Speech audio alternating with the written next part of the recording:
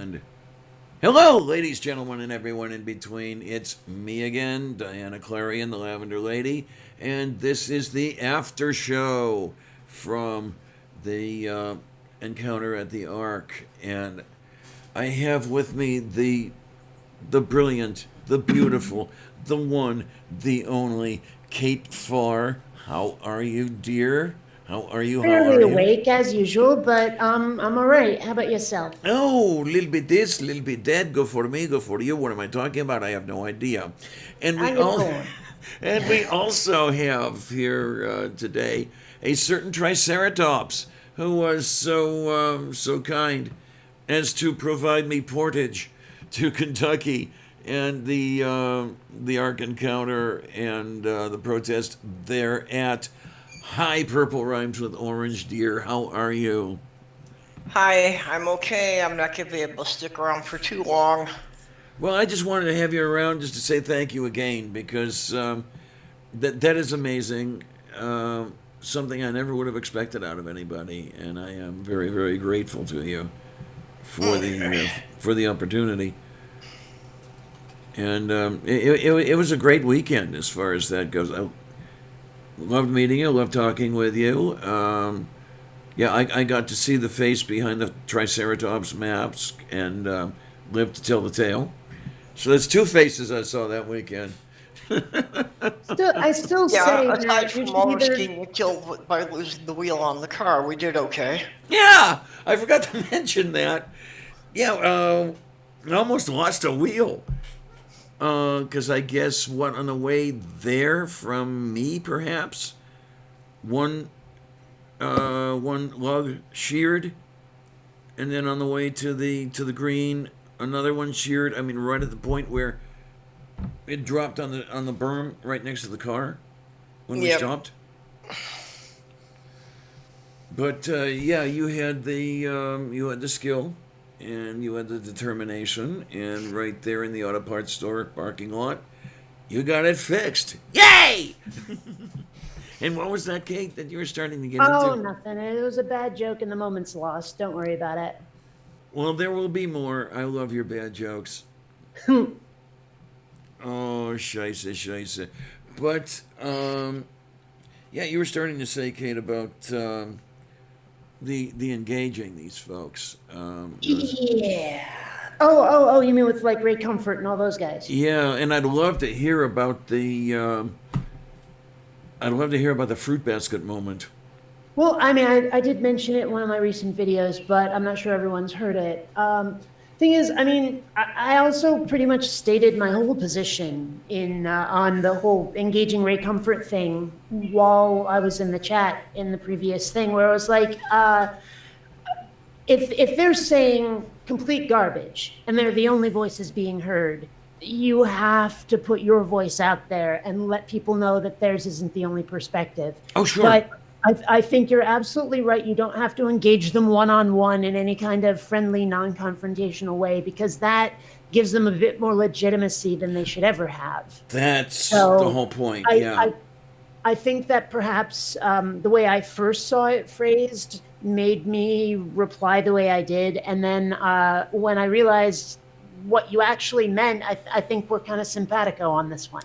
Yeah, because I saw immediately how I might have badly phrased that. Yeah, Yeah. the engagement has got to be there when they're putting out total shit. You've got to get the plunger going, and this is why Yeah. the response videos that got me started in this, if you want to call it career, to which I have to go back and all that good stuff.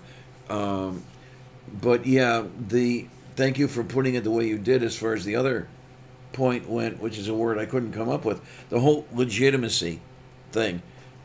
This is something I didn't have on the tip of my tongue when I was talking to Jim Helton, because he's all for the friendly, "Hi, how are you? You know, we are atheists. We're great people." Um, Number one, yeah, engaging them, as you say, gives them the legitimacy. Number two, I don't trust them to not spin that in a bad way to Hmm. their own flock. and just to use it as free advertising, Oh, yeah, a free yeah. stage, because Yeah, they well, will that's do that too, for sure. Yeah. the other argument is that we shouldn't talk about them at all because we shouldn't give them any press. But the example with that is that, yeah, nobody talked about the NIFB for 2 years, and they went from 6 churches to 32. Yeah, So and it's let's face like, it, yeah, the message. they're Go ahead, grabbing as Kate. much press as they possibly can is the thing. So, like, whether we give them some or they take it, they're gonna have press regardless. Yeah, well, Yeah, that was a little bit about a little bit of what Jim and I talked about as well. He had a rule, if you will, about when to show up at a protest, and basically is if it's giving them press, don't do it. If it's giving us press, do it. And I think if I remember what he was saying correctly, it's if the word is already out in the press and you're not drawing any attention to them that they don't already have, then go ahead and make your noise. Which, Yeah, I know. okay, I agree there.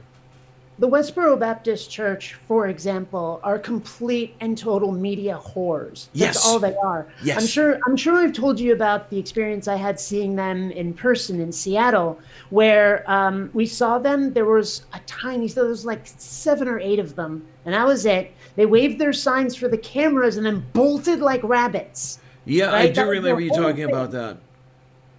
Yeah, So I mean, that's all they are. They just want the press. that was the same thing in Pittsburgh when they showed up in October 2017. They were there, and I was part of the counter protest. Um, they had their little dance on the American flag, holding their little signs. They had told everybody that they were going to 2 other places. They were across the street from Carnegie Mellon University at first, and then they were going to protest across the street from a couple Catholic high schools, if I remember correctly. They never showed up to those. Part of the reason may have been that it was raining, but I suspect that more of the reason was okay, they just didn't feel like it. They just cowardly, run. yeah, I have Well, heard about them that they're only there as long as the TV cameras are running. Yeah, mhm. And as soon as the TV cameras shut off, they leave. I yeah. mean, it's fair to say that those of us on YouTube are just the tiniest smidge media whores as well. Oh But, yeah, but I mean, we're not like them where we usually actually have something to say and want to engage people where they just want to be seen. yeah. I will say in my own case, I wouldn't be here were it not for the views. You know how many there are, that sort of thing. Um, But yeah, so you want to say media whorishness? Yeah, there's a little bit of that going on. But as you say again, the main reason I came on the air, and I think the main reason all of us do, is we have something to say. We have a message to deliver. I'm actually having an argument with a guy that I made a couple of videos about him.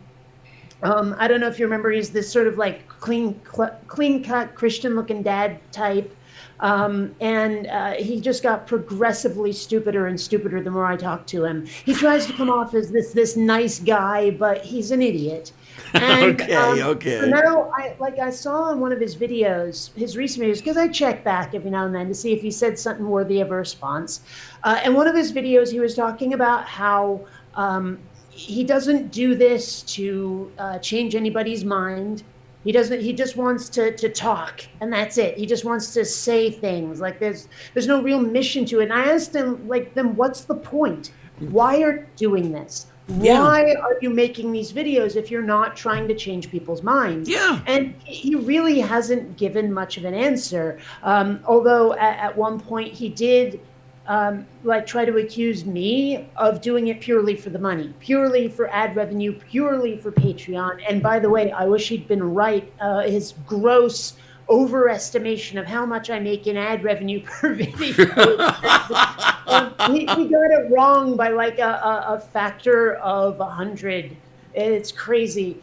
Oh, Uh, but, for the love of Saint Cool, he thinks you're making 100 grand a month. What the hell? well, no, he thinks I'm making 1,000 a month. I'm lucky to make $100 a month on ad revenue. I rely entirely on Patreon. Oh, okay. I had it wrong. I was thinking total revenue. No, you're talking ad revenue. Yeah. And it's going to be Yeah. getting less and less as time goes on because YouTube are arseholes. Yeah, I but the thing is, I said to him, look, I was doing this for years before I made a cent, and if I wasn't making any money right now, well, I'd probably have to find a real job, but I'd still be doing this. Yeah, yeah because the message is more important. The fact that I can make a living off of it is a bonus. The only reason I can make a living off of it is because, well, I don't have to pay rent, and it's amazing what that can do for a person. yeah. But I mean, it's just I was talking to him about it. Now he says he wants to make a video challenge to me, and he full on expects me to make another response to him. And he literally said he's doing that for the fame, for the exposure, that I'm going to help like boost his channel's viewership because I will engage with him. And I basically told him, don't hold your breath there, kitten. Not going to happen. Yeah, I mean, why even? Yeah, why even give him that hand? Why even give him the Yeah. help? But just the idea that I'm like a televangelist, like I mean, how many? Name one atheist who has said to somebody, "Okay, God will call me home if you don't give me the money. Well, I wait a need minute. Wait a another minute. jet, or God will send you to hell." Okay, no, the one I've got to do. Okay, I'll give you the idea too. You can use it as well. Nothing will call me home if you don't send me $7,000 a month. Do that whole thing, man. Yeah. I'd love every minute of that because Well, it's kind of weird. Like the interactions I've been having with theists lately have been getting more and more personal, which is weird because it never used to be. okay, Right? It yeah, used to just be we'd argue back and forth and that was it. Maybe they'd call me stupid or ugly, whatever. It doesn't matter. But it's been she's getting neither, by the way. well, it's been getting, like I say, a lot more personal. I mean, I was talking about that fruit basket experience I was having, right? And like I said, I mentioned it in one of my videos. And what had happened, I helped staff a booth in Balboa Park, an Right. atheism booth on Saturdays. Yeah. And there are a lot of religious groups that set up booths out there. And there's one group that often sets up right next to us.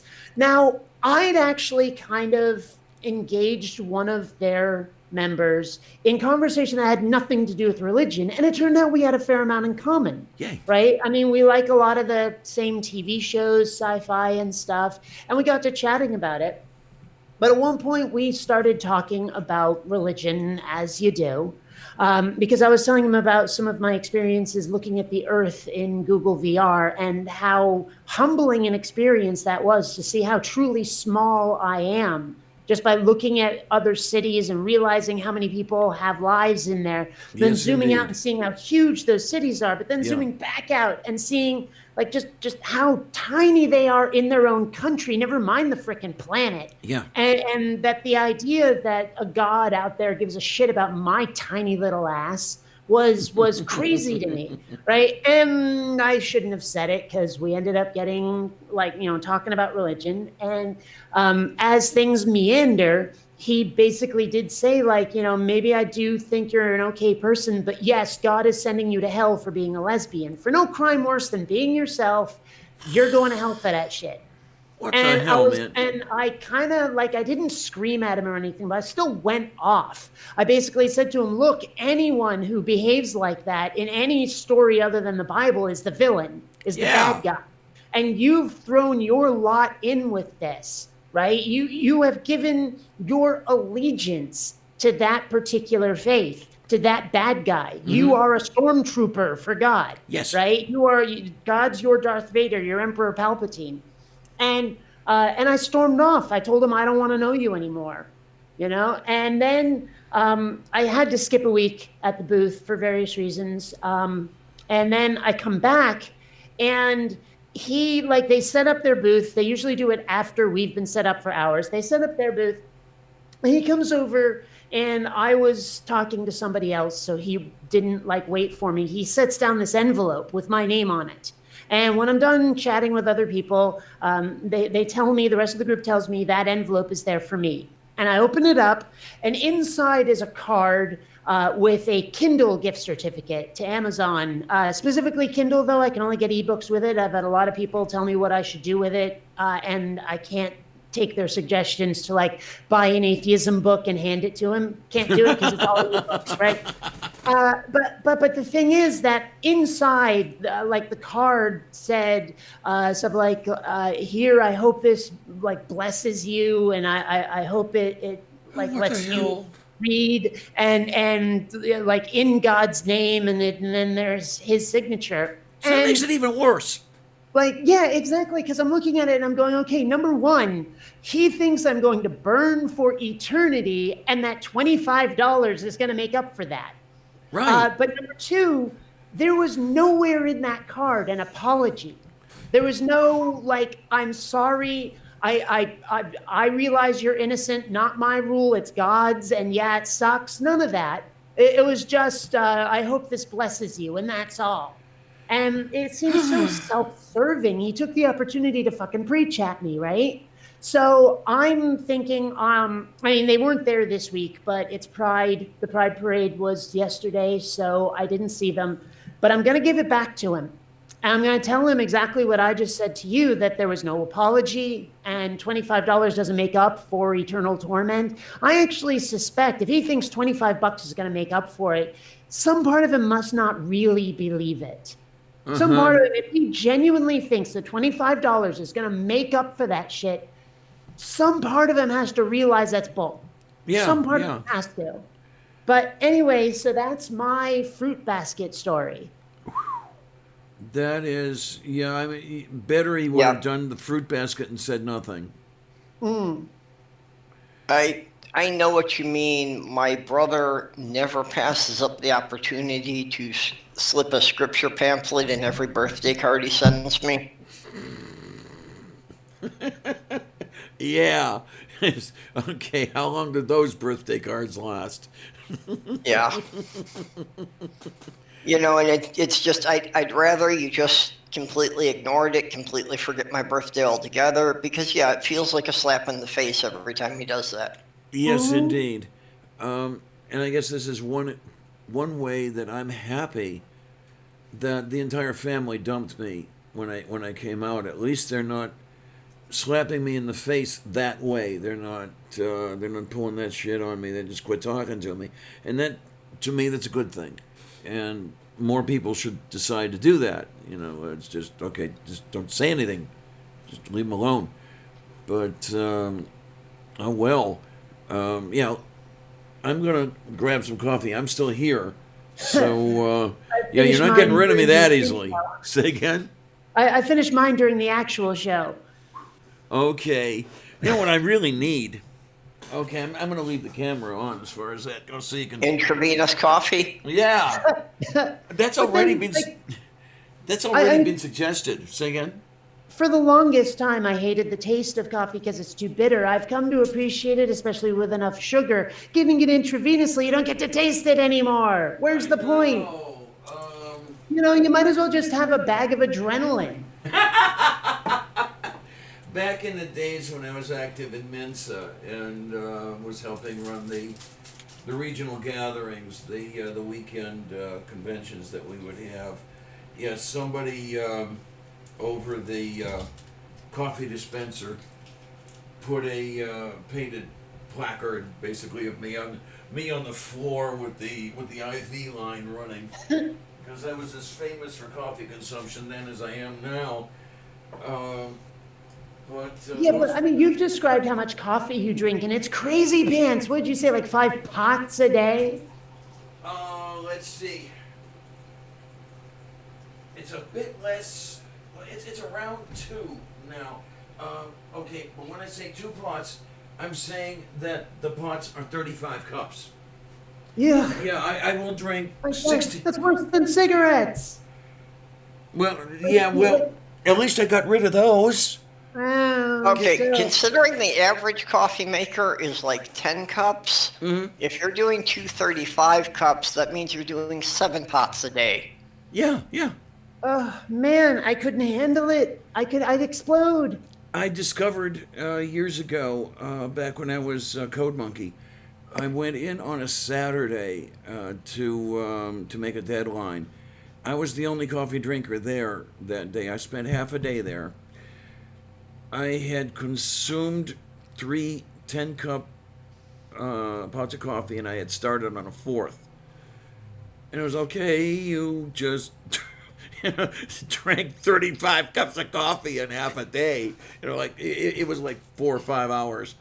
I mean, how are you not? The whole I time? was. That's the thing.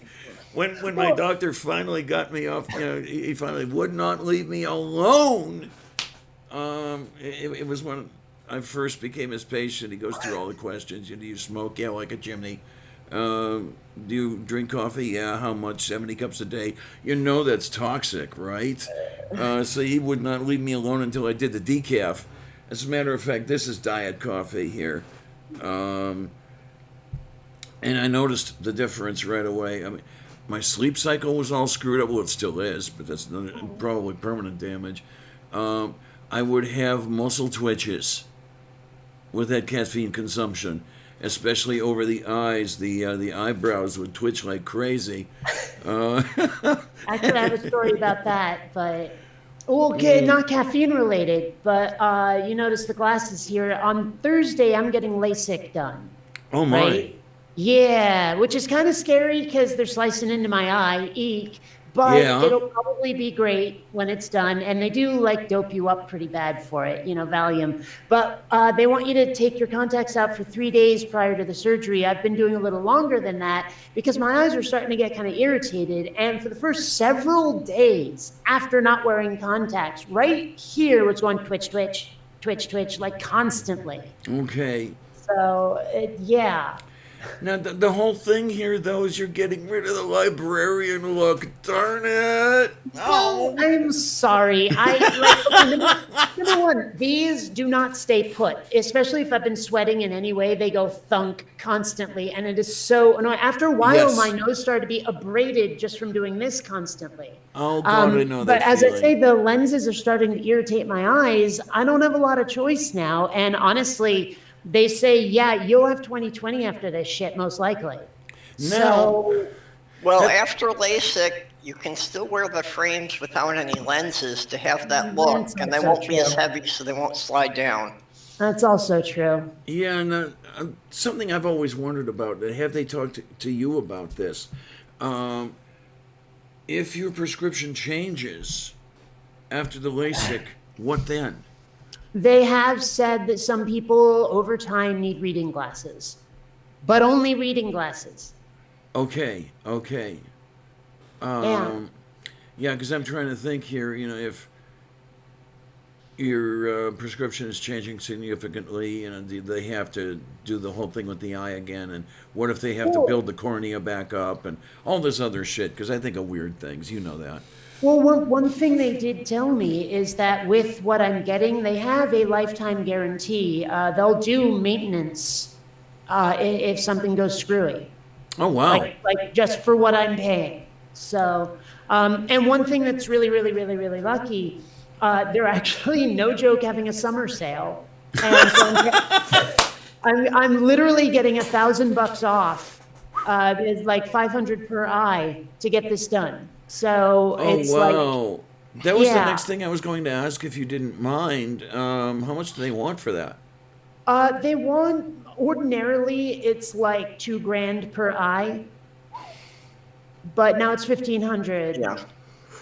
So Oh, my I've word. known several people who have gotten it, and they've all been real Wait a happy minute. with the results. My And math yeah, is if off. there was any way I could afford it, I would definitely do it myself. But my insurance isn't going to cover it. And like you say, when I looked into it, it's about $2,000, and there's Yeah. no way I can afford that. Yeah, and And you're saying I suddenly realized my math is off. It's not that much per eye. Ordinarily it would have been $5,000, now it's 4. So I guess it's more per eye.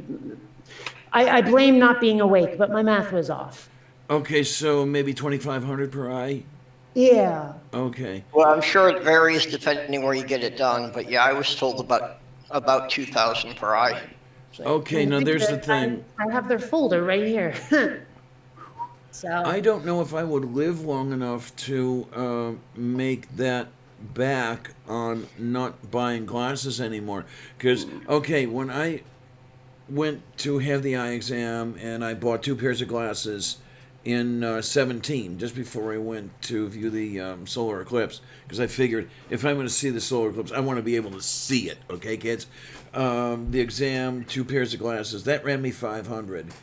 I would have to do that 10 times to make, to break even. And at my age, am I going to do that 10 more, 9 more times? That sort of well, thing. I've got the glasses and I wear contacts, and contact lens supplies are not cheap. So, also, I intend to live forever or die trying. So, Okay, then. Yeah, that sort yeah, of thing. it's going to be worth it. Plus, it helps that my parents are going to do half of it for me. Ooh, that's nice. Yeah, Okay. yeah. I am one thing. It's kind of I've sort of mentioned it before. I mean, my family was never particularly wealthy through my childhood, but my parents recently got into real estate and kept expanding and expanding and expanding, and now they're fucking wealthy. And I had no idea until last year. Like I should have suspected because they're the ones who got this condo for me. Okay. But like I finally decided to ask my dad, like, how much are you guys worth now? And it's a lot. So, the fact that they're like helping me out with the LASIK is great, but now I understand why they can. Okay, yeah. And I guess you don't feel that bad about it because, okay, if they're, millionaires or whatever it is, I'm not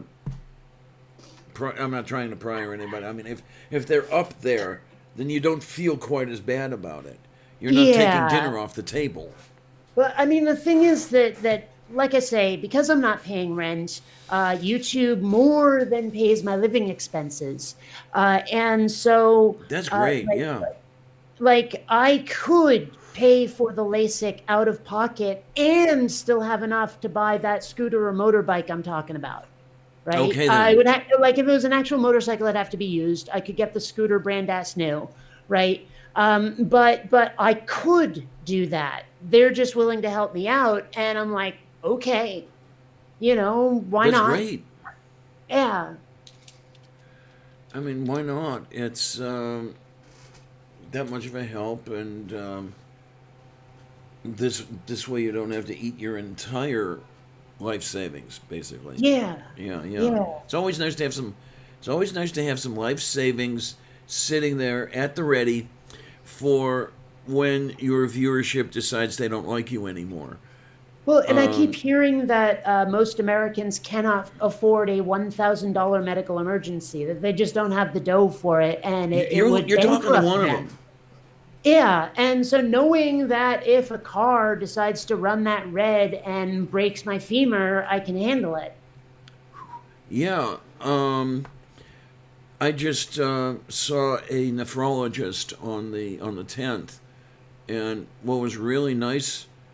Number one, he's a nice guy, so everything my doctor was telling me about him is true. But I did happen to mention what I was trying to say was I might not be here as often as you want, but what I said was, I may have a little bit of a problem affording you. And then I was going to go on with, I might not be able to come every month or every week or whatever it was. And right out of his mouth was, well, we can waive the co-payments. And was Oh, like, nice. thank Oh, you. that's excellent. Yes, it really Yeah. is. I mean, $40 is $40, guys. Because that's the coverage I have. A specialist is $40 a crack. Now the interesting stuff is going to come when I get the panel done. He wants a whole bunch of blood and urine tests. The list is about as thick as War and Peace. Because he wants to know what's causing this thing, and he was getting all. What's the word I'm looking for? Well, Is it okay? Do you have diabetes? No. High blood pressure? No. This? No. That? No. Family history? I'm adopted. Oh shit. Um, I know that one. yeah, and you can see on his face. It's like, oh no. Now what are we gonna do? No, Um, did you actually just pronounce it diabetes?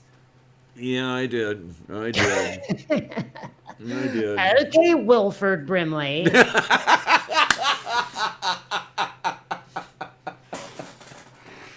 Oh my! But the thing he's talking about is if he doesn't turn up something with these tests that he's ordering, talking a kidney biopsy, and that's not going to be cheap, kids. Probably not going to be particularly comfortable either. Neither, right? Yeah. So we're going Okay, to have to well- see what happens there.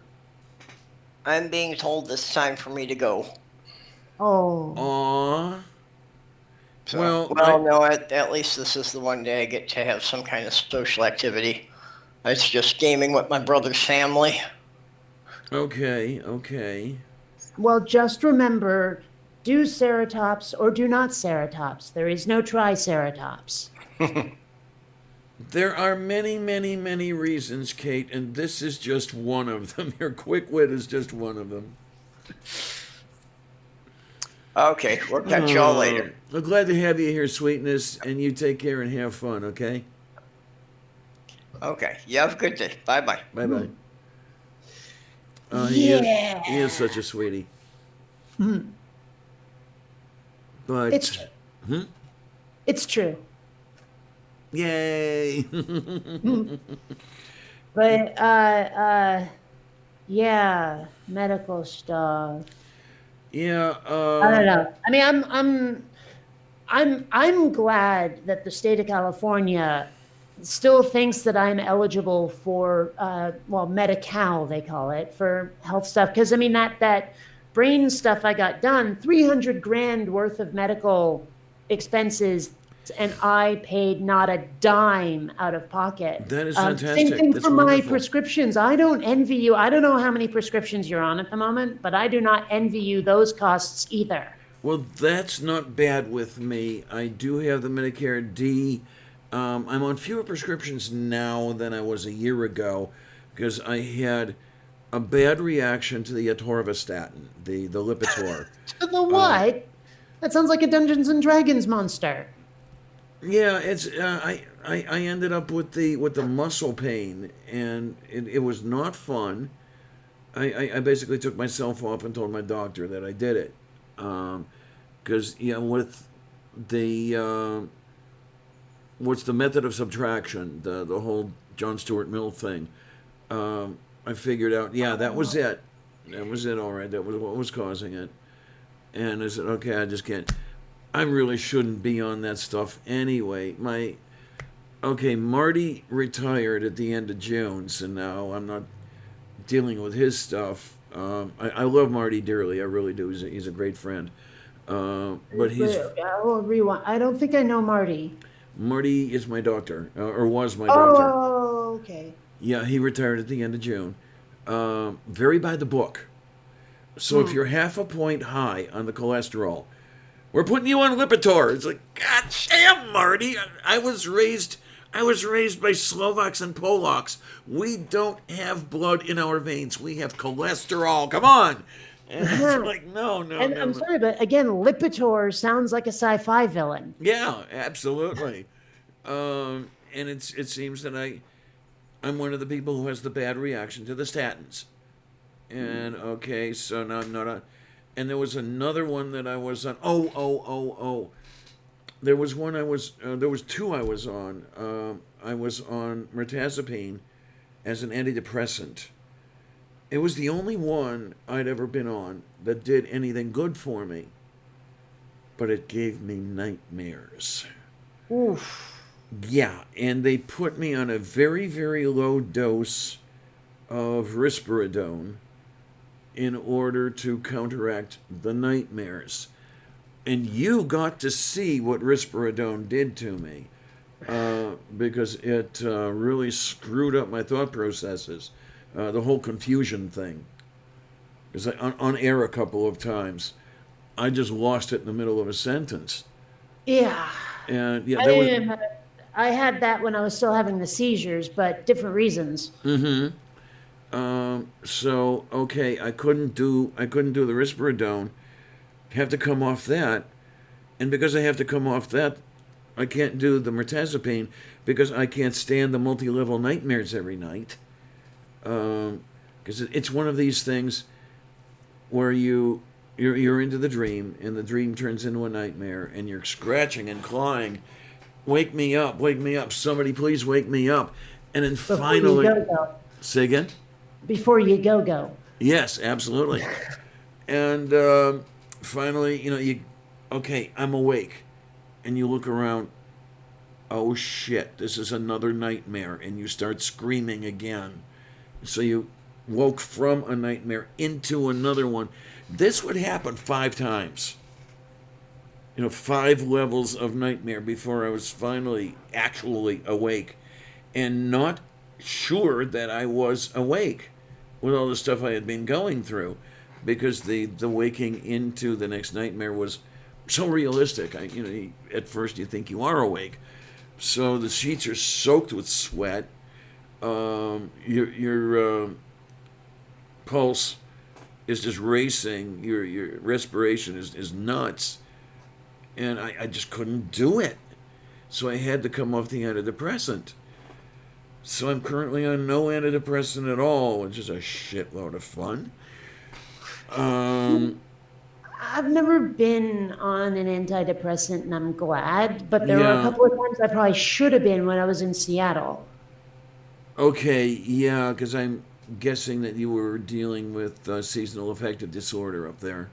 Mm-hmm. Yeah. Uh-huh. Yep. Uh-huh. The only cure seemed to be sun.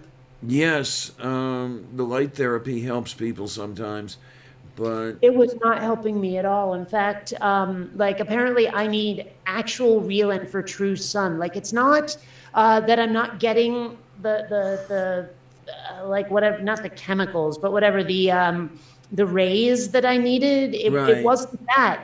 It was just the vibe, the mood of constant clouds that was getting to me. Right? Yeah. I needed the environment. It Yes. wasn't the light itself, or rather, it was the quality of the light. It was the way it looked that was Yes. getting to me. Because I've often said, if we had dark storm clouds, I would have been okay with it. But they were stark, harsh, white, bright ass clouds, and that was killing me. It was like being in a hospital all day, Oh my word. right? With Okay. fluorescent lights.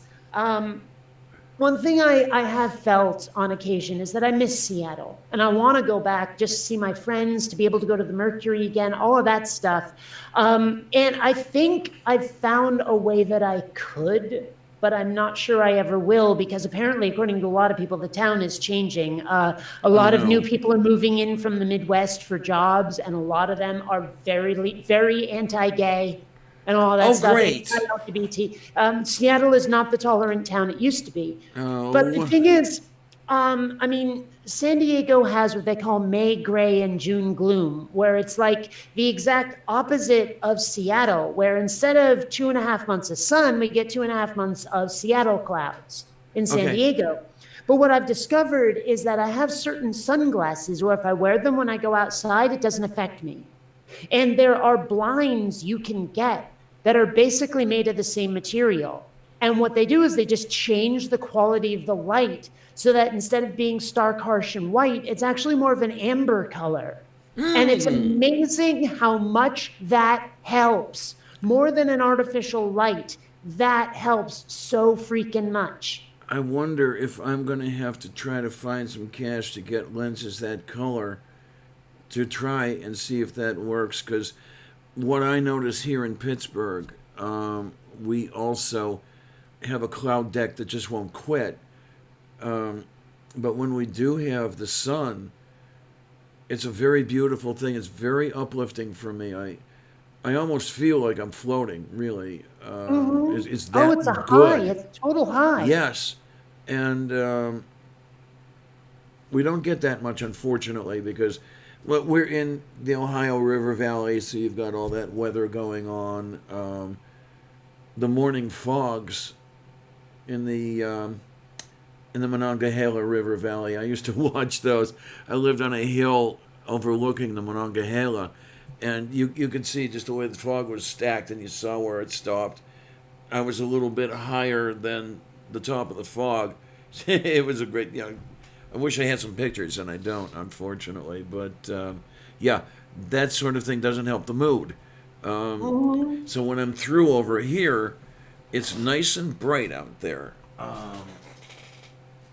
I don't know how many clouds there are, but it looks like there may not be very many of them. So I'm going to haul ass outside and actually sit out there for a while, because that's so much better than the Happy Lights, and that's actually the brand name of the one I have. So we will, and there's the other thing: the winter sun doesn't seem to help me the way the summer sun does. I know So what you mean. I know yeah, what you mean. Although, I mean, I was raised in Vermont and we're known for snow there. And like a lot of people don't understand how clouds can make it warmer in the winter because it traps the sunlight. right. And but Vermont would have bright ass sun, a meter of snow on the ground, and it would be freaking Arctic, right? And I've had to explain that to people. Now that I mean, the sun was nice, but it was still pretty harsh out there because white snow reflecting sun is not a pleasant experience. Yeah, not the least of it being the snow blindness you encounter. Exactly. Yeah.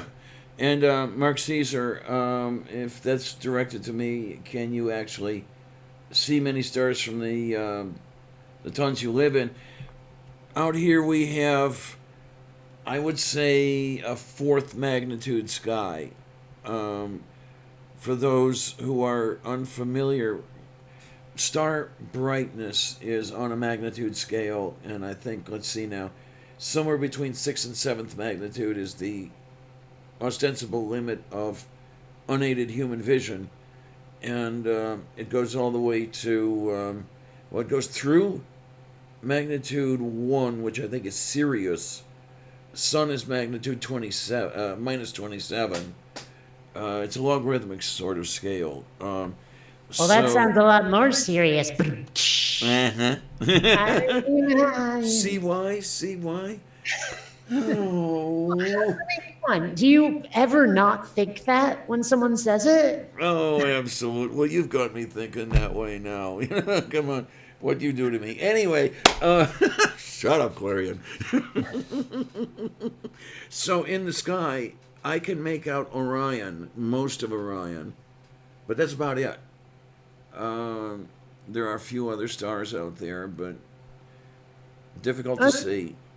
One thing I kind of like, I don't even really remember stars in Vermont that well. I never really noted it. I mean, I know that they're easier to see than in, say, Seattle or San Diego just because of the lights, right? But I Yep. would actually really like to go somewhere where there's absolutely no lights and see that bright ass starry sky people talk about. I've never seen that streak of the Milky Way that Oh I can my recall, word. Oh my right? word. But I remember hearing once there was this mega blackout in LA, and the police were getting phone calls and phone calls and phone calls about UFOs. And eventually they realized those are the stars, you idiots. Yeah, yeah. I've heard stories like that. Okay, someone's telling me I have an echo. Do I have an echo on my voice? I don't think I I don't have an hear it. echo. I don't hear it. Oh, Um, I may have talked about the summer cottage that my grandparents had on the island in Lake Erie, Kelly's Island, when the grandkids were going up there 2 weeks and then 1 week in the summer. The streets had no street lights. Um, Everything was absolutely dark. If you had a clear sky with a new moon, you couldn't see shit. I mean, you could set your hand 6 inches in front of your face and you couldn't see that hand there. Now, look up.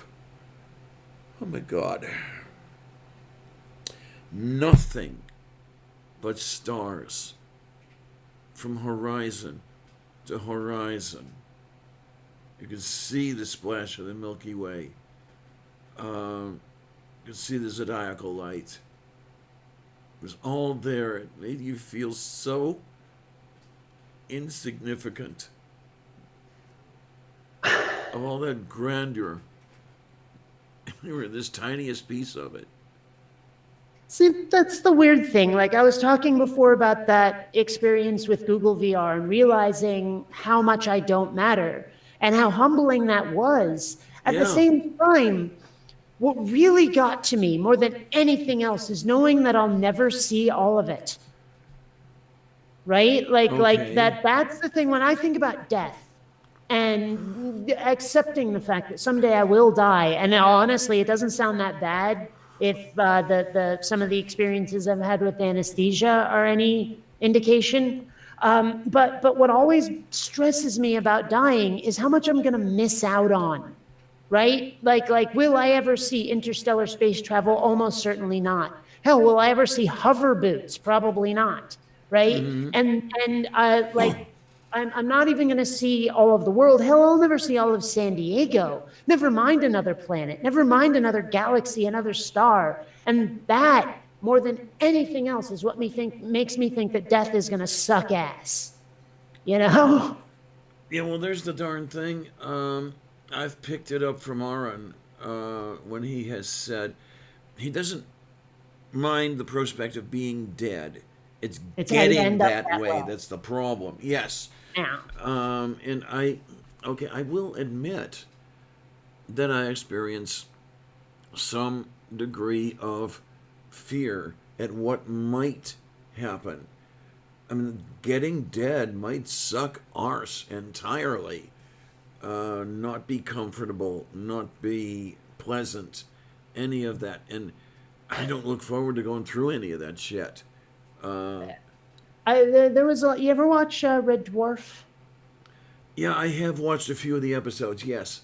Because there's that one episode where Crichton, the mechanoid, realizes that his service contract is about to end, and so he has to shut down for the new model to show up. And Rimmer is like, well, at least he gets some warning. All most of us get is mind that bus, what bus splat. Okay. You know, and I have to say that, like quick and unexpected doesn't sound like a horrible way to go. Really, this I find myself thinking that I would prefer. Like the cartoons do.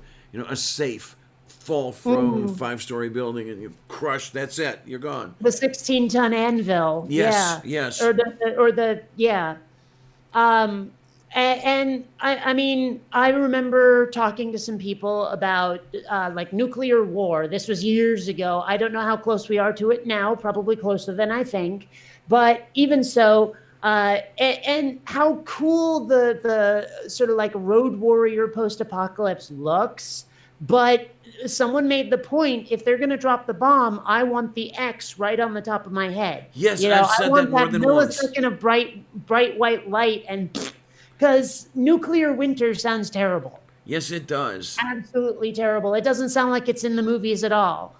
And I get the impression that things like The Day After are just very poor attempts at representing that post-nuclear whatever, you know, with the apocalypse and the nuclear winter and all that shit.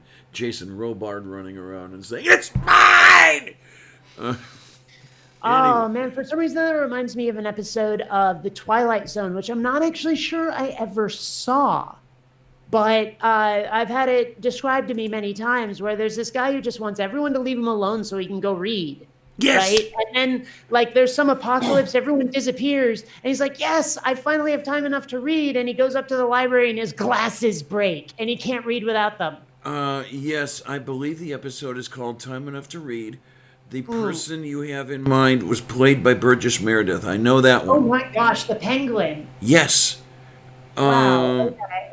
And yeah, he was wearing the Coke bottle glasses and everything. And when the lenses broke, he couldn't see a damn thing.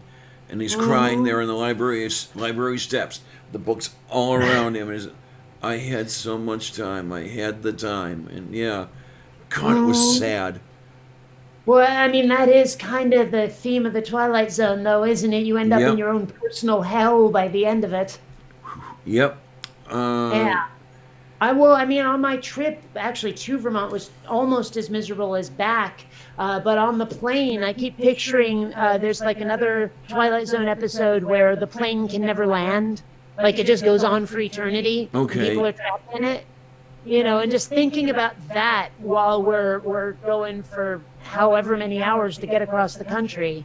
Oh, Yeah, I have not done a direct cross country flight. You went from what, San Burlington into Diego to Vermont and back. okay, yeah, through Philly. Well, through Philly was the first connection. It was somewhere like Topeka or some shit. No, it wasn't Topeka. It was I don't remember exactly, but it was very sort of Midwesty and Southy kind of place. Very rednecky, very hicky Place you didn't want sort to of be. place. And that was my connection. Fortunately, it was a very short layover, but still. Okay, Okay, people keep telling me I have this echo, and they say it just went way up. I don't know where it's coming from. I have I no don't idea. either because I'm not hearing it. Really, I am not hearing I it. have not changed a damn thing. I don't know what's up. I haven't touched a setting at all. Bionic Dance Echo is bad now. Okay. I don't even know where an echo could come from. It's not like my own voice is coming out of my speakers. Right. I mean, if anyone is coming out of speakers, it's me. Let me get the headset and see if I can throw my headset on and correct the problem and watch it not work. Hold on, let me see. Like, I will briefly turn on the actual show and see if I can hear it, which will produce more echo, obviously, but. Okay, the actual show is on, but I'm not actually seeing anything. Let me refresh. Yeah, let me go to the side chat. See what we've got. How many people are talking about this? Okay, so Yeah, I hear it. I see. Like, I will briefly turn on the actual show and see if I can hear it. It doesn't sound so bad. I think people are misrepresenting how nasty it is. okay, something that Tony said. Diana's volume went up, and a second later the echo got bad, and I did adjust my volume because when I was screaming out just a little bit ago, that sort of thing tends to reduce the microphone volume. I've got an automatic gain control on this thing that I cannot seem to defeat. I've tried and I can't get around it, and it's very annoying that I have to adjust the volume many times throughout a show. But okay, let's hope things get a little. Wait a minute, it's better again now. No, okay. Tony says better. Lisa says now it's bad. I'm gonna try lowering my volume. Okay, I've lowered my volume a little bit. What do you guys think about this? Well, I would probably have to speak for them to know whether or not I'm echoing again, but yeah. Okay, let us know. We have both spoken. Yay! And we'll see what happens here. So I don't know whether I can actually show it on here or not. I don't know if the sound would come through. But I made a new logo or a new intro for my channel. I'm gonna have to use it on my next video, I think. But you know the MGM logo? Yes, yes. Well, imagine me instead of the lion. Oh my. Yay. Okay. everybody's saying yes, it's better, and the change that occurred between everybody complaining about the echo and no echo now is that I lowered my volume slightly. Mm. So maybe it was picking up from my external speakers or some shit like that. But if you guys think I sound okay and you think Kate sounds okay now, then we can possibly live with that. That might not be a So bad it idea. wasn't anything I was doing. Got it. No, you were not bad. I was the bad girl. Yes, I was. But the only reason I bring up the logo is because I just got an email of my parents reacting to it, and they thought it was pretty funny and that I should totally use it. But I've had a couple of people ask me if I'll get in trouble for using like their design because they think that I just cut out the lion and put me in it. But no, I actually made my own version of the sort of curled film on the MGM logo. Yes. And they actually have on their logo some Latin that says, I don't remember, it's like Ars Artis R or some shit. Something and like it says that, art, yeah. it says like art for art. I changed it to, in Latin, God is a fairy tale. All And I'm right. not sure how many people are going to bother translating it. I'm not even sure how many people are going to notice that it's different, but it's different. Okay. And no, Orla, I don't get into that. And the other thing too is that you do have the what do you want to call it? The protection or the Parody, satire, yeah, copyright. you're fair doing the use, parody, so copyright. yeah. I'm trying to remember. Oh gosh, it's like 704, 407. I'm trying to remember which like clause or addendum it is. I used to know off the top of my head that the clause for fair use. Mm-hmm. Yeah, I would put that up on my response videos all the time, of course. And I can't even remember. Okay, Angie, you taking off? Well, you be good. You have fun. I know they're mutually exclusive. Do it the best you can. Oh, here it is. Here it is. It's section 107. Okay. Copyright Act, Title 17, Chapter 1, Section 107, Fair Use. That's it. I knew I had that written down somewhere. Okay, then. Yeah, I even forget what my title cards looked like when I was doing the response videos. Now I've got everything right here. I can have a look at what I put on the whatever the hell. I know. Okay, fair use. Here we go. It read. Copyright Law of the United States, Title 17, Chapter 1, Subject Matter and Scope of Copyright, 107, Limitations on Exclusive Rights, Fair Use. Notwithstanding the provisions of Sections 106 and 106A, the fair use of a copyrighted work, including such use by reproduction in copies or phonorecords or by any other means specified by that section, for purposes such as criticism, comment, news reporting, teaching, including multiple copies for classroom use, scholarship, or research, is not an infringement of copyright.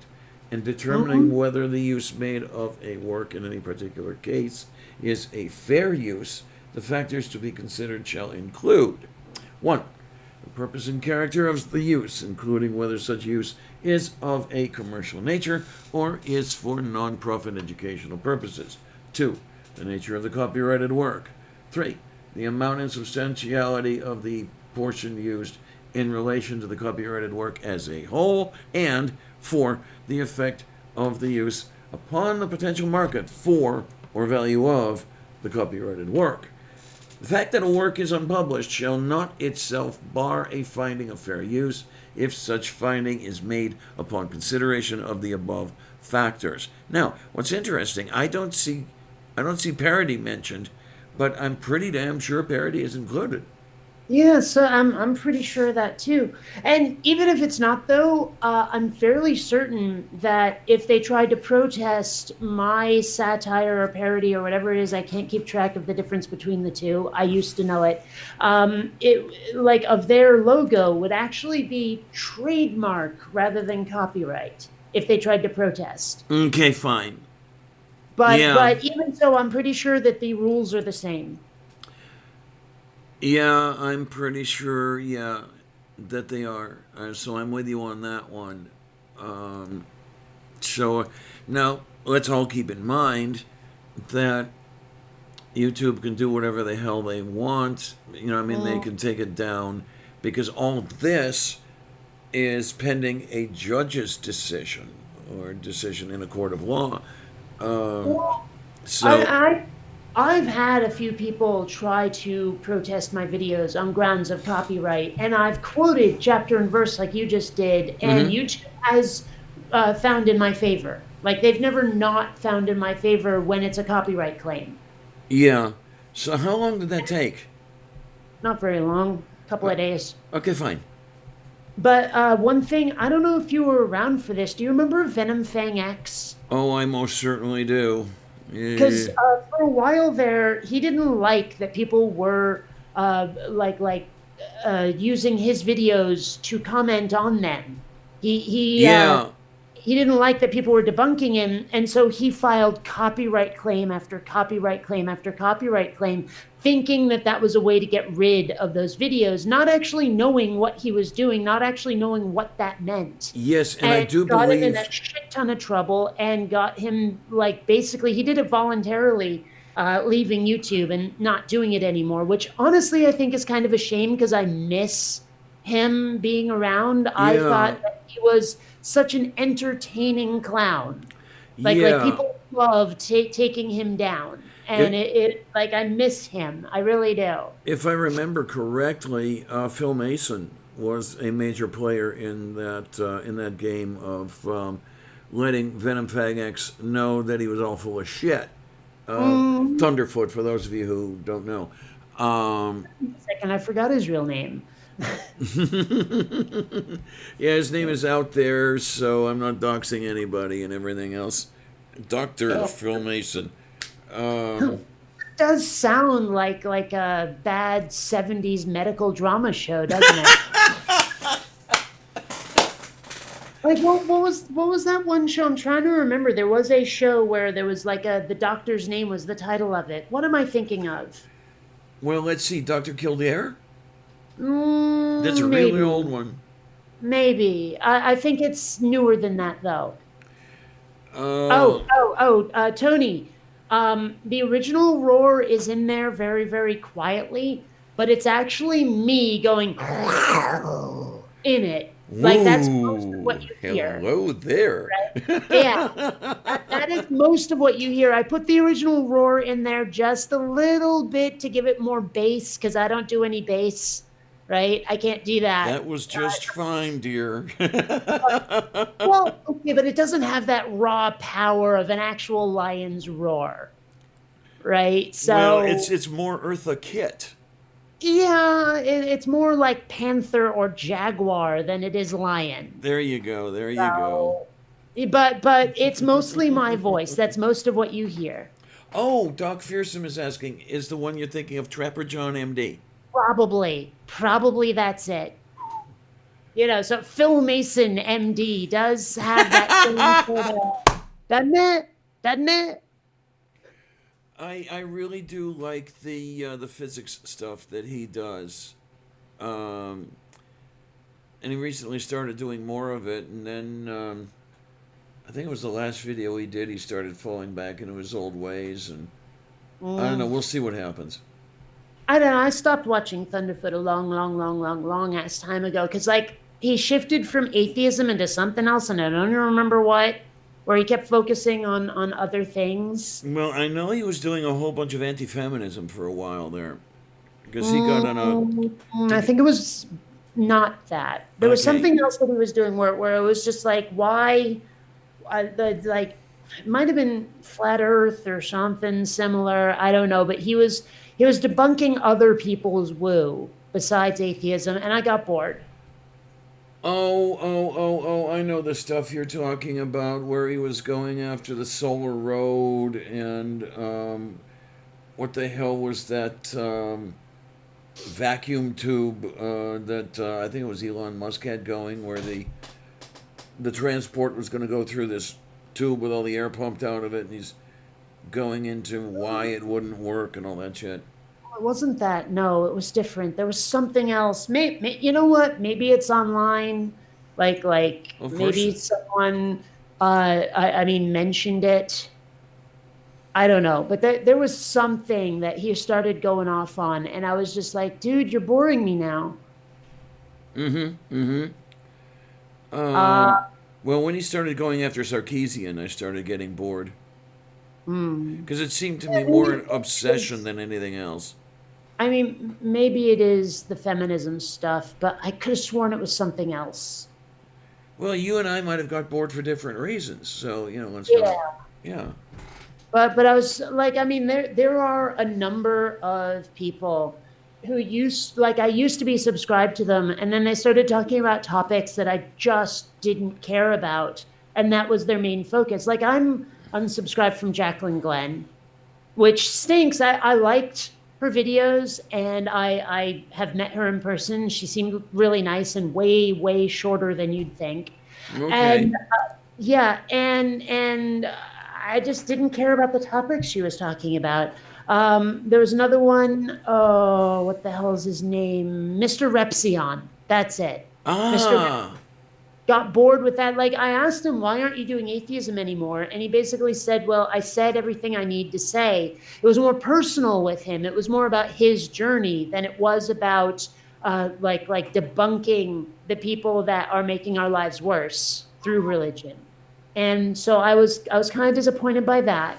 And like I know there's some other folks where they just started covering other topics, and I stopped caring. You Uh huh. know, Yeah. like maybe if the topics they were covering were also things I cared about, but they weren't. Well, I know that you had mentioned a few weeks ago that you had unsubscribed from ZJ, from Zinnia Oh, that was Jones. so long ago, though. Like ZJ used to cover atheism, and Yes. then when she got super famous for being trans, that was all she talked about. And I was like, I support trans folk, obviously, but it's starting to be kind of broken recordy. Yeah. Yeah. Um, yeah. I remember when Seth Andrews had her on. Oh, how many years ago was this already? Where she was doing a lot of the atheist stuff, um, and now I sometimes think I want her on the show just to find out where her thought processes went and how they got there. Mm. 'Cause, yeah, she's really taken a left turn in Albuquerque. Yeah. And I mean, we're still friends on Facebook. At least I think so. I can't remember the last time I saw one of her posts. But even so, I don't know. I don't know. Yeah, it's some of the some of the trans stuff that she's been going into. I'm not sure that I actually agree with. I couldn't name any of them right now. I'd have to go back over her videos, or not so much videos as tweets to name them. But yeah, it's and then remember now, I'm old school, Mm. and I have a hard time understanding where a lot of the, if you'll excuse the expression, where a lot of the kids are coming from. Um, I grew Well, up. Say again. go on. And the world I grew up in was quite binary, and Mm. I still have that outlook as a default. Um, I don't quite understand how the gender fluidity works and that sort of thing. I'm not going to try to deny it to those who want it or practice it or whatever you want to call it. It's just I'm not sure how the stuff works in your head, and I don't know that I've ever got an explanation that worked for me. Well, I mean, I remember like being how do I put this? Because I'm still a kid, I haven't grown up. But when I was a kid, when I was in school, there was very much the attitude that liking something like Star Wars or any sci-fi for that matter was boy stuff, Uh right? huh. Like Uh huh. you could not be a girl and like sci-fi. And the fact that that has changed over the years is great. But it used to make me question a few things, given how much I'm into Star Wars. Oh, absolutely. Yes. No. So, I mean, there's that. But also, I mean, a lot of the trans folk that I well, I mean, I still know them, but way back in the day, the trans folk I knew, that like the goal, the dream was to be passable, was for everyone to just take it for granted who and what you were, and no one would go, "Oh yeah, chick with a dick," right? Right. That was the goal. And nowadays, people are like, oh yeah, well, I'm this gender or that gender, but I'm not going to do anything to my presentation or anything. Just accept that, I'm gender non-binary or whatever. And like, I get it, and I'm totally like tolerant of that. But at the same time, I know a number of people where I would have to say that they have a certain amount of Munchausen syndrome, where every time something becomes, forgive me for this terminology, but every time something becomes trendy, every time something's in the news, every time there's a condition or a syndrome or whatever, they've got it. It's like I know a couple of people who go, yeah, I am autistic and I have Asperger's and I'm gender non-binary and I'm polyamorous and I'm bisexual and I'm this and I'm that. And I'm like, dude, nobody is all of those things. Yeah. You Yeah. can be a lot of those things at once, but nobody is all of those things. Nobody has 13 like non-standard conditions. Nobody is 13 different kinds of non-cis binary het. You're making Right. this shit up. You have to be, right? So when I hear someone who says that they're like gender fluid or whatever, and they do nothing about it, I'm a little suspicious, I have to admit, Well, whether so or am not they're I. doing it for attention. Mm-hmm. And the thing is, I know that there are people out there that are totally genuine. I know they are, but I'm never sure anymore. Yeah. I have to admit that I'm kind of like that myself, and as I say, I can kind of trace it back to the era in which I grew up, where things were more cut and dried than they seem to be now. But the other thing is, as you have said, oh God, you're all going to come after me. I know you are, and maybe I deserve it if I do. Tell me how I do. I sometimes hear people speak, and I'm thinking that, yeah, you seem to be doing it because it's the cool thing to do. Mm. And oh my word, I mean, forgive me because I know that. How do I want to put this so it doesn't sound bad? I know that we all should be accepting of the whole gender spectrum thing, the whole personality spectrum thing. I get how that works. It's just that I'm having what I need to. I need to know how it works in a way to help me find a way to look at it, to find a way to put it into my view. Okay, Yeah. this is what you're thinking. This is why you're thinking this. This is how it works. Oh, I get it now. And with some of this stuff, it's very, very difficult. Mm. Well, Um, and obviously I'm a bit younger than you, a little, and so not I've that I've much. I, grown up in an era where I've accepted and indeed embraced the fact that humans are weird. oh, Humans are absolutely. not humans are not as cut and dried, as binary as everyone wants to say. I mean, when I hear people say, "No, there's only two genders and it's totally based on your wedding tackle," and I'm like, No, no, not. No, it's not. right. But at the same time, like I say, I do think some people take it to such extremes that I'm not sure that they're being genuine, even with themselves. Mm-hmm. I mean, you know the whole kerfuffle between rationality rules and essence of thought that happened recently.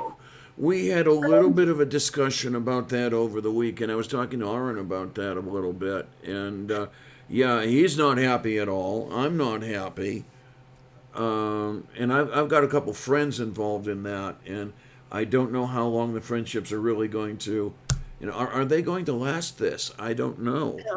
Because if Well, I say a word, Well, I mean, the thing is, like, I used to watch Essence of Thought a lot, and we had a few interactions, and it turns out that I don't even know what pronoun to use, and I don't want to offend anybody. I hear Essence of Thought will accept he or she or them. I don't know, and like I say, I want to be accepting. I want to be tolerant, but I don't like unless you tell me what to use. I'm going to offend you, and I don't want to. Right? okay. So I know some people are like, no, you're a guy, you're him, you're he. And I'm like, well, okay, maybe that's what you're going to say, but I think that's obnoxious. I think I'm willing to say that they are he, she, them, they, whatever the frick it is, as long as they tell me which one to use. If they Bingo. decide to go off on me because I got it wrong the first time, Yeah. I'm sorry, but that's not okay. I mean, I want to accommodate you. I'm do. with you 100% on that one. So I don't know whether to call Essence of Thought him, he, she, whatever. I'm gonna default to him just because of presentation for whatever Okay. that's worth. Yeah. Right. So one thing I've noticed is that Essence of Thought tends to be very one strike and you're out. Like when, I forget his name. Is it Stephen? Rationality Rules is Stephen. When he Stephen, yes. Yeah, when Stephen said yes, I screwed up and apologized and amended his videos, it wasn't good enough for Essence of Thought. Right. It was no, you fucked up and you did it on your first try, no chances. And I was like, even if I agree or disagree with what Rationality Rules said, that's not okay. Yeah. And People need a chance to screw up. I mean, how many people here started out religious? How many of you were rabid and screamingly religious and then realized it was bullshit and became atheists? If Yeah, we say yeah. you were religious once and you were obnoxious about it, you are never accepted as an atheist. You get no extra shit. Fuck that shit. Right? The Essence of Thought seems to be in that with me or against me mode. Yeah. And that started to really piss me off. That started to really turn me off to his channel. And then, like, I started to notice just this way of speaking that started to get under my skin, this rhythm and cadence. That always got under my skin. He sounded like he was trying to be a newsreader, but it came off like Discount Shatner. Yeah, They okay. were sort of, okay, here's my point, here's my point, here's my point, pause, pause, pause. And that's the end of it. It's like, I'm saying this and that and the other thing, and that's what I mean. And it just started to bug me. I couldn't listen to it anymore, and I finally unsubscribed. Yeah, I'm trying to remember if it was over the weekend or if it was later, or some of us were discussing. We're wondering whether some of the players in that game are doing stirring the pot just to keep it going and get the views. I know that's a horrible thing to say. Some people might think, but I'm really wondering. Is it one of these things where you just want the battle out there because it focuses eyes on you? I don't know. I really don't know. And it's possible that I've been overthinking it or second guessing myself too much, but there have been times where I'm like, I want to make a video on that topic right now, but am I doing it for the views or am I doing it because I mean it? And then like I overthink it so much that the moment is lost. And I'm like, oops, I should have said something. Like there is a topic I've thought about making a video on, but it's controversial as fuck. And we've actually discussed sort of a different version of it on your channel, and it got kind of heated. But I've since thought about a way to express myself on the topic that other people like that I didn't before when we had that conversation. I think you know where I'm going with Was this. this the one with casting roles? Yeah, yeah, yeah, Yes, yeah, yeah, because yeah, the yeah, yeah, whole thing about like now Disney wants a black mermaid, a black yeah, Ariel. yeah. And I'm sure that there are racists out there. I'm sure of it. And some of them are protesting, but I'm also certain that some of them are just rabid and screaming Little Mermaid geeks. Where like the way I didn't put it before, because it was a little bit, I don't know, I was self-conscious about it. But the fact is that I didn't have the world's best childhood. And I retreated into fiction a lot. I mean a lot. And Okay. some of the fiction that I grew attached to they're like old friends. You Yeah, I know, they remember you describing it that yeah. way. I mean, I've often said if you're on my Facebook at all, when it gets gray out, I've often said, "Oh, it looks like a Tron day." You know, Okay, where yes. I put on Tron in the background while I'm working on a project or playing a video game, and it's comforting. It's like a security blanket. So when they changed so freaking much in that sequel, when they had no respect for the original, I was literally offended. No joke, offended by it. I thought it was a Right. tragedy. I felt like they had slapped my childhood in the I face. think you got a little short with me So that day, as a matter of fact. I don't know. But the thing is, I have no investment in Ariel. But Uh I'm huh. quite certain that some of the people who are pissed off about a black Ariel are just going, that's not what I grew up with. I want the comfort of the familiar. I want what I love to stay the same. And I would like to see an experiment done where what if Disney made a movie with a black mermaid that wasn't Ariel? Would we see the same outrage or the same amount of outrage? Would That we see it sounds. from the same people? I like the idea. I really do. Now, I don't know if it's too late to do something like that because the idea is already out there and they Oh know yeah, I what you're totally get that as doing when well. you do that. Yeah, but at the same time, I mean, I'm just really curious. Like, what if there'd been a movie about a bunch of women going out there catching ghosts, but they weren't the Ghostbusters? Uh huh. You know, what if they didn't have that Ghostbusters motif? What if they didn't have, the proton packs? And I don't know if they had the ectomobile. I never watched the movie, but I mean, what if it was just a bunch of female ghost hunters that were nothing like Ray, Peter, Egon, and Winston? I mean, would people have been more accepting of it? Because I think that like a lot of the outrage was just coming from that place of you've taken what's familiar to me and done something else with it. Like it's not the nature of the change; it's that anything changed. I don't think people like that. I think that really bothers people. And for me, part of it is that everything's a remake, a reimagining, and a reboot Well, all the time. by There's now they're nothing. remakes of remakes. I'm so fucking pissed about that. I mean, make something original. It's not such a burden. So Yeah. I have to wonder. I want to run that experiment. Here's a character who's been race flipped or gender flipped or both or all three, whatever. But it's not the same story. It's not the same character. Would people be as pissed? I mean, I've said I'll be pissed off if they take a black character and make them any other race too, because I'm attached to that black character. Another way I've put this is remember how much people flipped out when Greedo shot first. I Yes. think Yes. I think that the outrage is coming from the same place as that. Not race, not gender, not any of that. It's just Greedo doesn't fucking shoot first, people. That's not the way it works. What do you You know, think, Faye? Hi. How are you? I think uh, when it comes to the mermaid, though, it's like that's a made up character. It really doesn't matter. yes, it It fucking matters because it's the comfort of the familiar. It's not that it doesn't matter. It matters that it's not the familiar thing anymore. That's where the outrage is coming from. Yeah. To me, it doesn't. I don't buy it with the Hans Christian Andersen story. being changed anyway because it's not the original story. It doesn't matter. It doesn't matter. That's not the point. It's not that people are attached to Hans Christian Andersen. They're attached to the Disney movie they watched as children. It doesn't matter what the original was. They love the original that they saw. That was part of their experience. That's what they care about.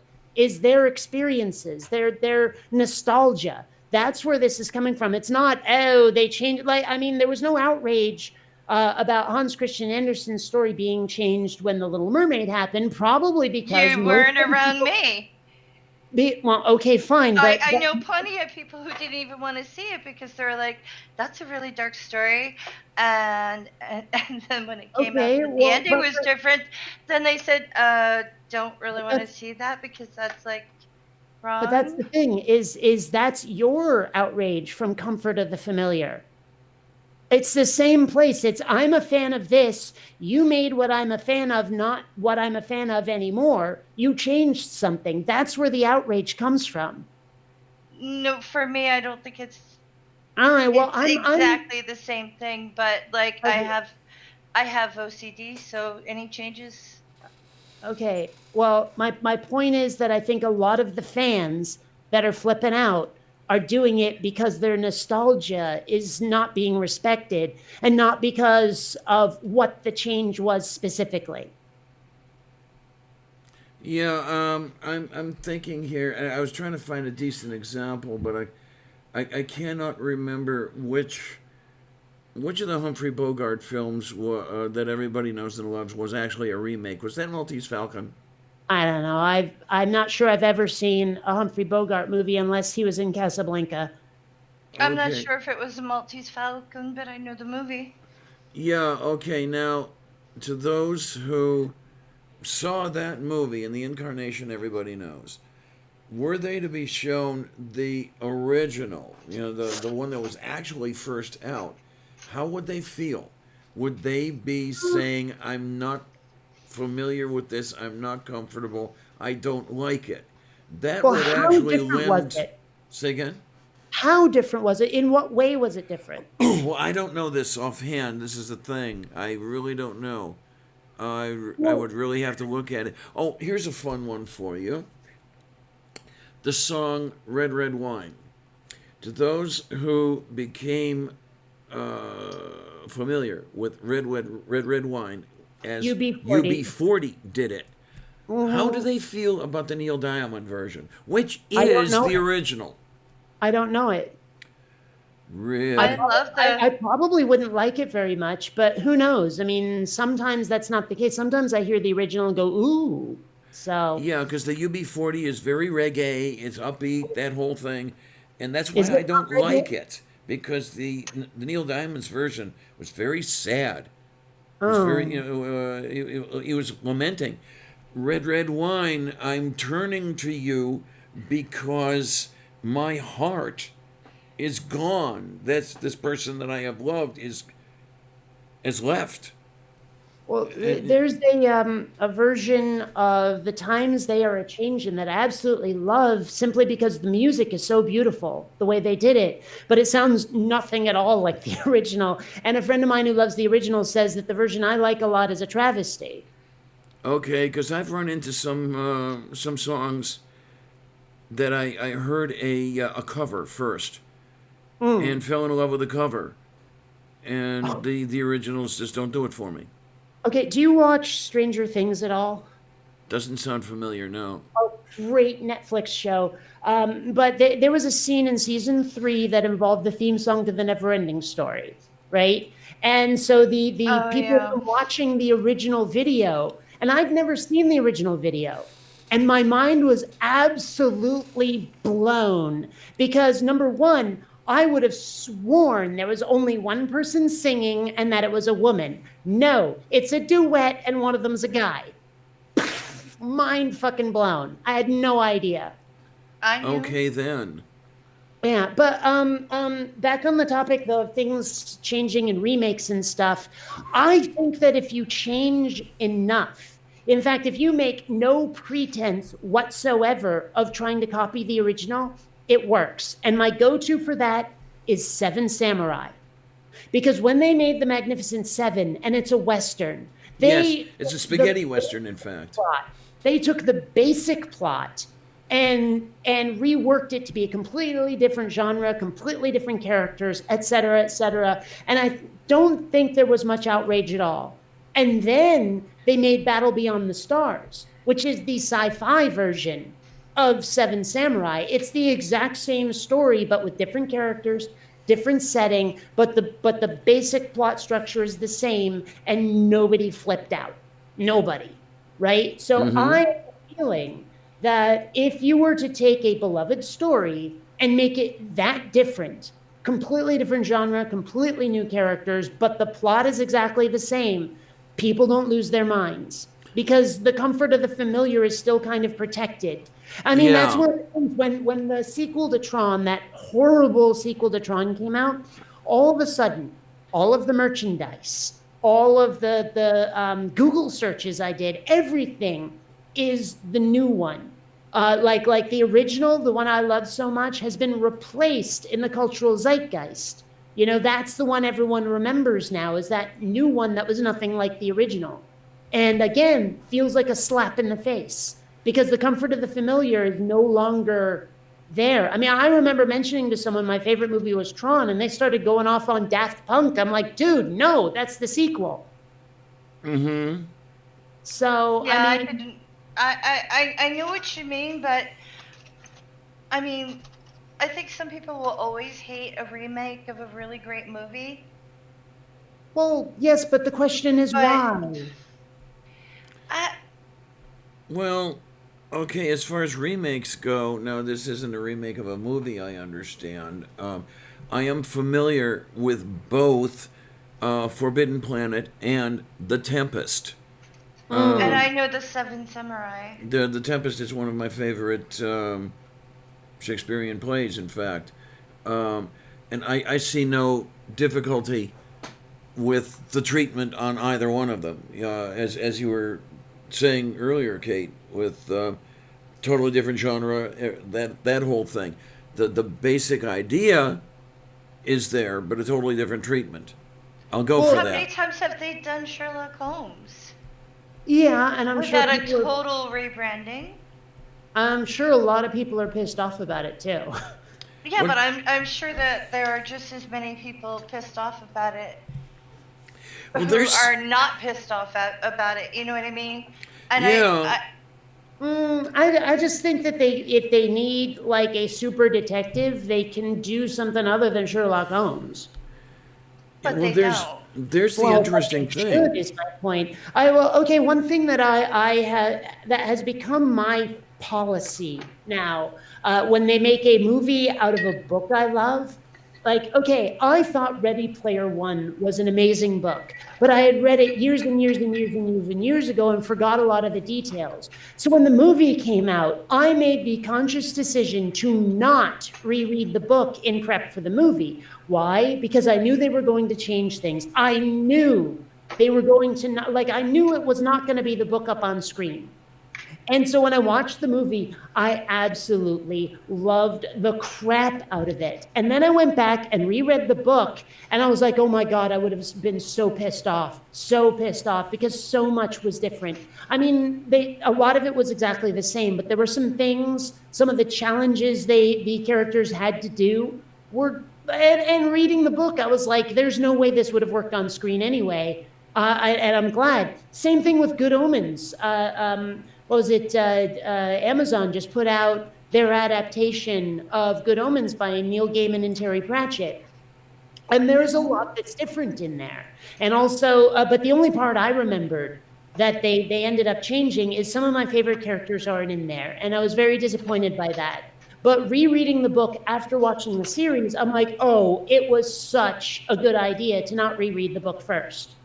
And again, it's the comfort of the familiar. If I'd had the book in my head while I'm watching the film version, I would have been disappointed, very disappointed. They changed all the basically a lot of the plot with Harry Potter movies. They do that to every book they put to film. They change it so much you can barely recognize it. Oh boy, tell me about it, because I don't remember. you I mentioned know Holmes. there have been some that were really, really faithful. I don't. I I'm don't trying know to remember which one. though, but I'm quite sure there were some. Well, Because I I don't seem know to remember, one. I remember walking out of a few theaters going, "Oh my gosh, did they ever get it right?" I know that's happened, but I can't remember specifics. You talk about Holmes. When I saw the Basil Rathbone Nigel Bruce, I was so pissed off. I did not like it at all because it did no justice to the book. The books, as far as I was concerned, the short stories, the novels. But then when you came up with the Granada television thing with Edward Hardwicke was playing John Watson, and trying to remember the man's name who played Holmes. The best Holmes ever, as far as I am concerned.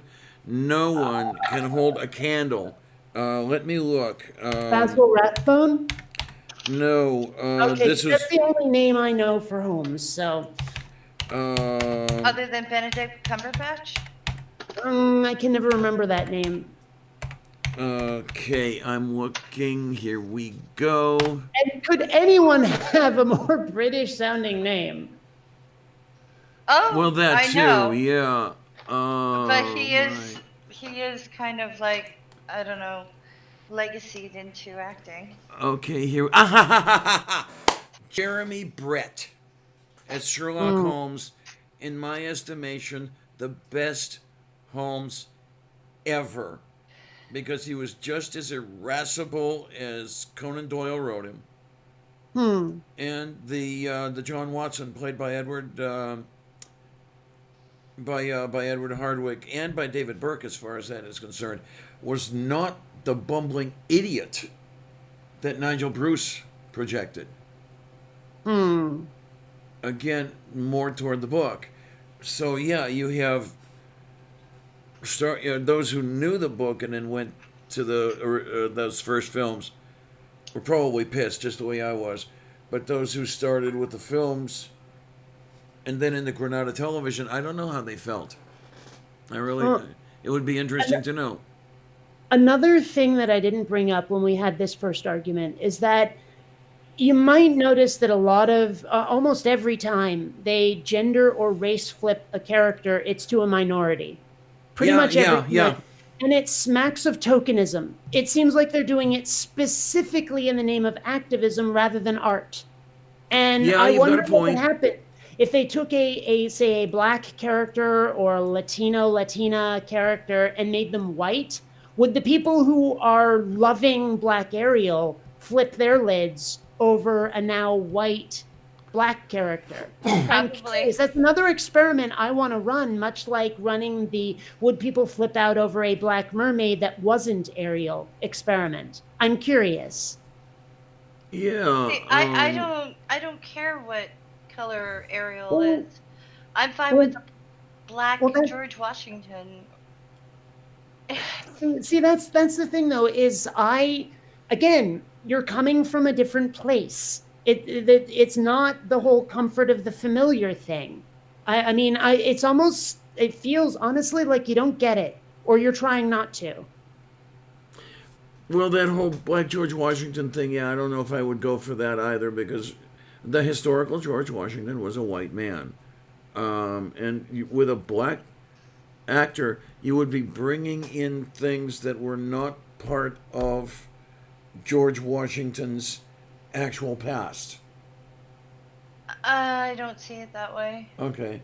'Cause I don't think that, you know, Kind of color of skin had anything to do with his role. kind of like were you to try to cast a white Shaka Zulu or a white Kunta Kinte. That would, yeah, probably make some people I grouchy. mean, like, Elizabeth Taylor as Cleopatra? Yeah, well, that doesn't work well either, because... what's his face? John Wayne as Genghis Khan. Oh, that doesn't work at all! Well, the thing is, it's like, that kind of thing has been going on forever. I mean, the character of Belle on Broadway can't be played by a tall woman, but Farquaad, who has that tall woman playing Fiona, Farquaad the midget, he cannot be. He is played by someone who's 6'2". And I'm sure there's people who are grouchy about it. I'm quite for certain that there are. I don't think. I don't think no matter what you do, people are going to. Someone's going to complain about something. Well, yes, But I the do question is think why. the casting couch filters are a little bit too narrow sometimes. See, that's the thing. In Les Miserables, though, you have a Filipino whose parents are white. Okay. For a United Kingdom production of Les Miserables, Lea Salonga played that role. She also did the voice of Mulan, and she gave her voice to Jasmine from Aladdin. I don't know. I mean, I still say that you're not looking at this through the eyes of a fan. Or I think I am, but I think I'm just a different kind of fan. Yeah, but the thing is, I'm trying to get you to understand the outrage of some people. Like, regardless of how you look at it, I'm pointing out that some of the outrage that we're seeing, the public flip outs that we're seeing, are coming from a place of nostalgia rather than racism. That was the reason I brought it up. Well, the way Tony puts it, it's just about to go off the top of my thing here. I used to die laughing at straight actors. There it went. Hang on here. Straight actors playing gay characters as stereotypes. Could not relate. Bingo. Yeah. You get a very horrid presentation when a straight person tries to play a gay man or a lesbian or that things, especially a gay man with the stereotypes, the really queening it up. yeah, the whole poofter thing. Right, exactly. I mean, I know some gay guys where unless they told you, you'd never know because they don't fit that stereotype in any way at all. Now sometimes it does work. I mean, Robin Williams in The Birdcage couldn't do it any other way. Unless it was what do you call it? Because it was a comedy, for Christ's sake. Hold on, Chena. Not the point. It doesn't matter whether it's crucial to the story or not. That's not where the outrage is coming from.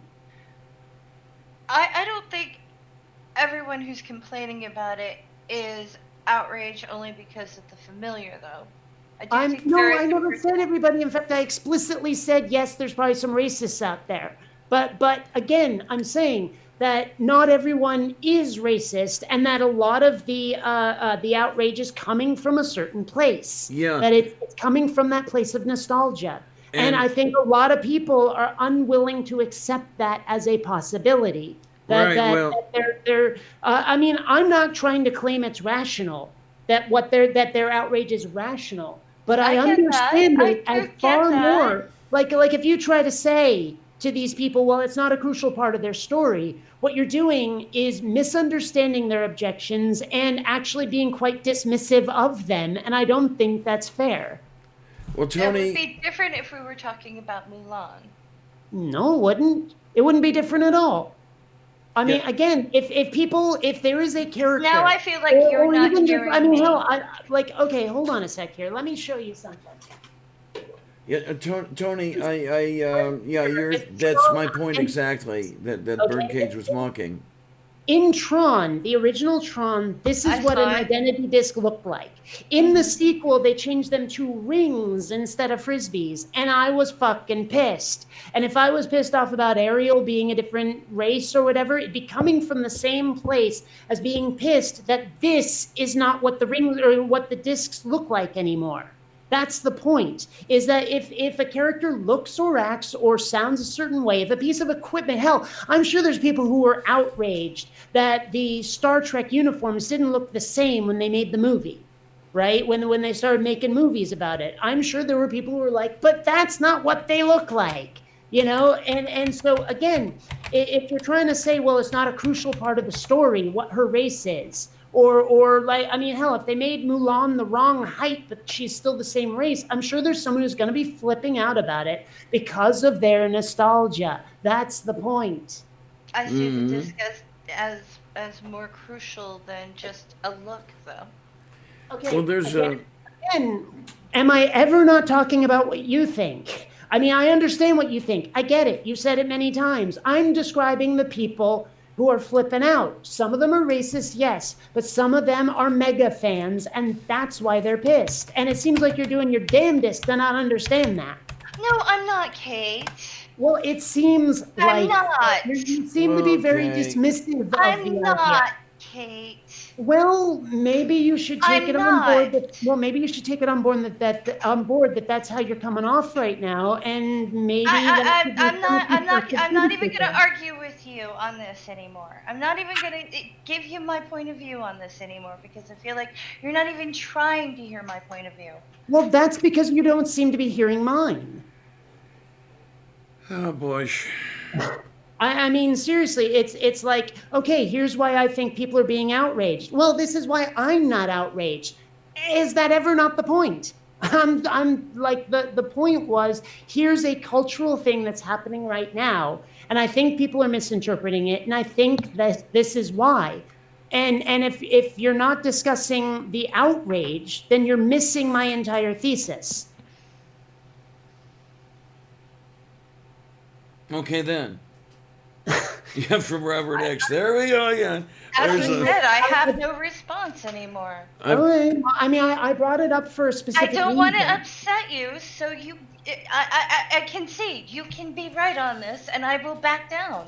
I'm very Okay. sorry I upset you.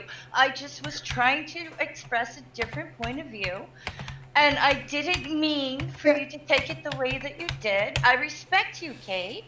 I Okay, do. but see, again, what Mark Caesar says here, I think Faye was describing what she thought, not saying that was representative of everyone or the majority, but I was trying to discuss what the other people were doing, what the people flipping out were doing. I mean, getting other people's perspective on what they think was not the point. The point was the outrage. The point was what we're seeing in the public and its source. That was the reason I brought it up in the first place.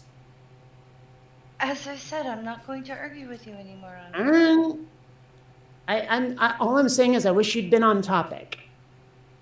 As I've said, I'm not going to argue with you anymore. I'm going to refill the Okay. coffee. Please don't start a bar fight. You're not going to get a bar fight from me. No, I will say one thing is I see a little bit of where Kate's coming from when you're talking about Ariel.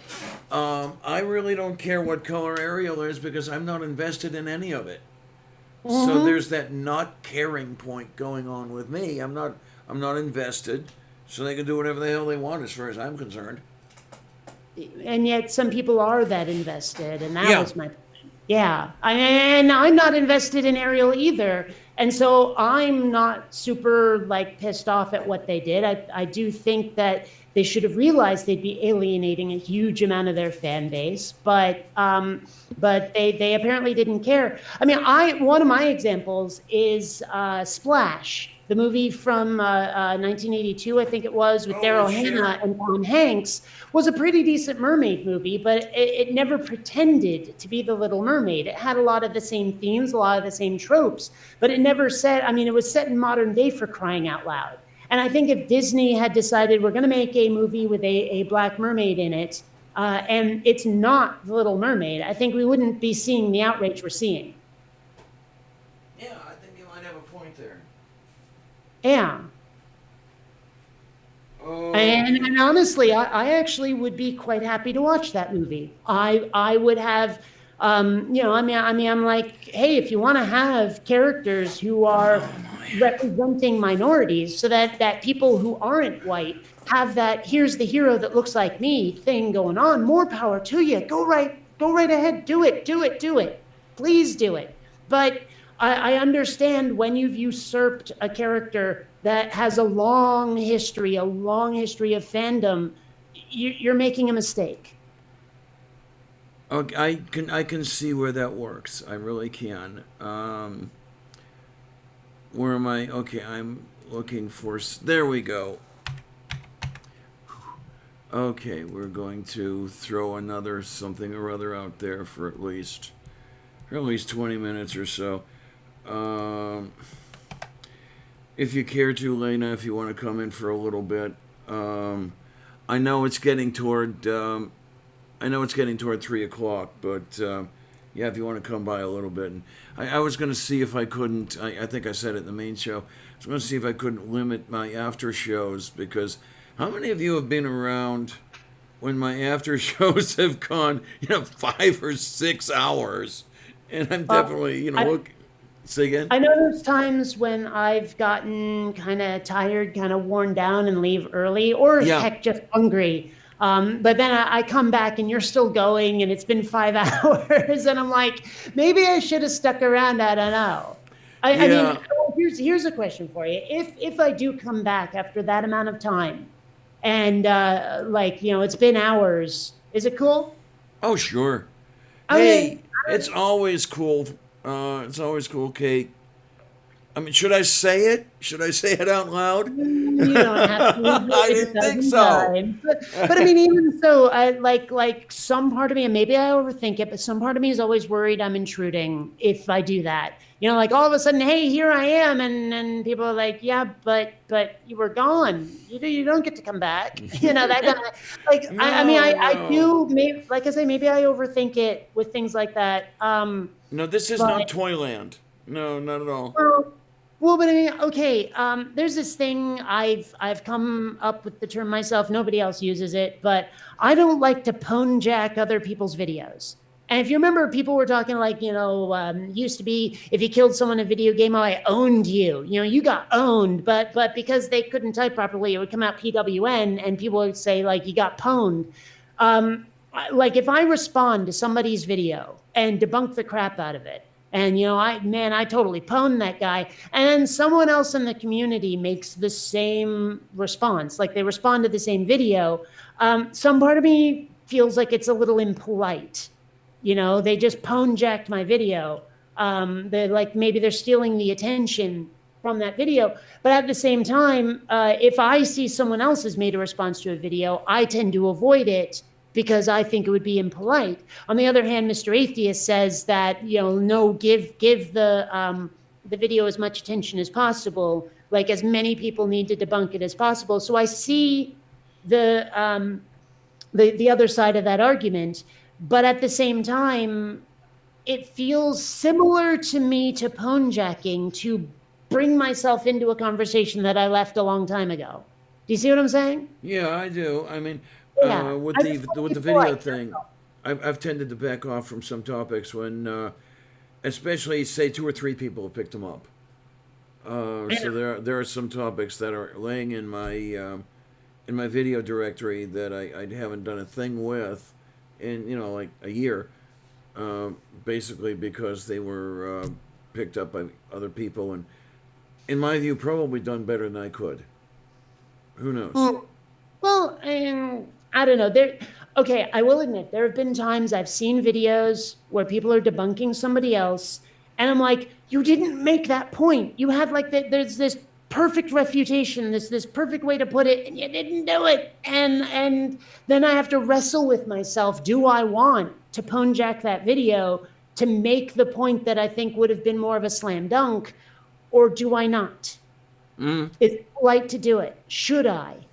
I don't know. And then also, should I give credit to the other YouTuber who responded to it? Like if I found it because of them, should I say, oh, I only know about this video because of this user and, this other atheist YouTuber, and I'm responding to it. Should I apologize for giving my own 2 cents, despite the fact that, because it's part of the community, is there, I don't want to piss people off in the atheist community. And if I start responding to the stuff they responded to, are people going to go, wow, you're being a dick? I don't know. And like I say, maybe I'm overthinking it, but it's something that goes through my head every time. There's a lot of not knowing, and that's the spice of life, if you will. You take a chance sometimes and get yourself pounded into the ground because you did it wrong.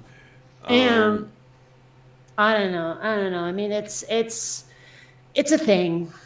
And sometimes, like I say, I worry that I'm overthinking it and I should just fucking do it. There you go. Well, as far as doing things goes, I got to do a little bit more than I'm not satisfied with what I'm doing. I need to do more, and I'm going to work on that. And that's just where I'll go. I've said that how many times? So, oh, boy, moi. Yeah. What else have we got good? What's up, Faye? Nothing. Oh Not my. much. Hmm. It's just a Saturday or Sunday or whatever day.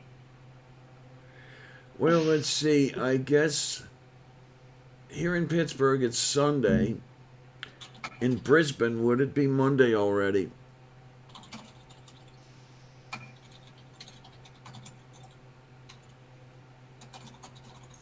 Sorry, someone said My something in car the is chat. broken, so I am not working until Wednesday. Yeah. And it's kind of hard for me to keep track of my days if I'm not working. Yeah, yeah. Um, that's one of the things that keeps me going is working, and one of the things that really helps me with working is working with people. So I have to do more of this because it's too easy to just say, fuck it, I'm taking a weekend off if you're doing it by yourself. I mean, you still know that you still know you've got your viewers. You don't want to let them down. You don't want to take off out of Dodge on them. But still, sometimes when you start feeling depressed and all that bullshit, it's just easy to say, I'm staying in bed, I'm trying to think. I mean, I guess there have been a couple of times when I've seen a video that I think is worthy of response, but then I'm like, but all that effort, it's just like I don't have the energy.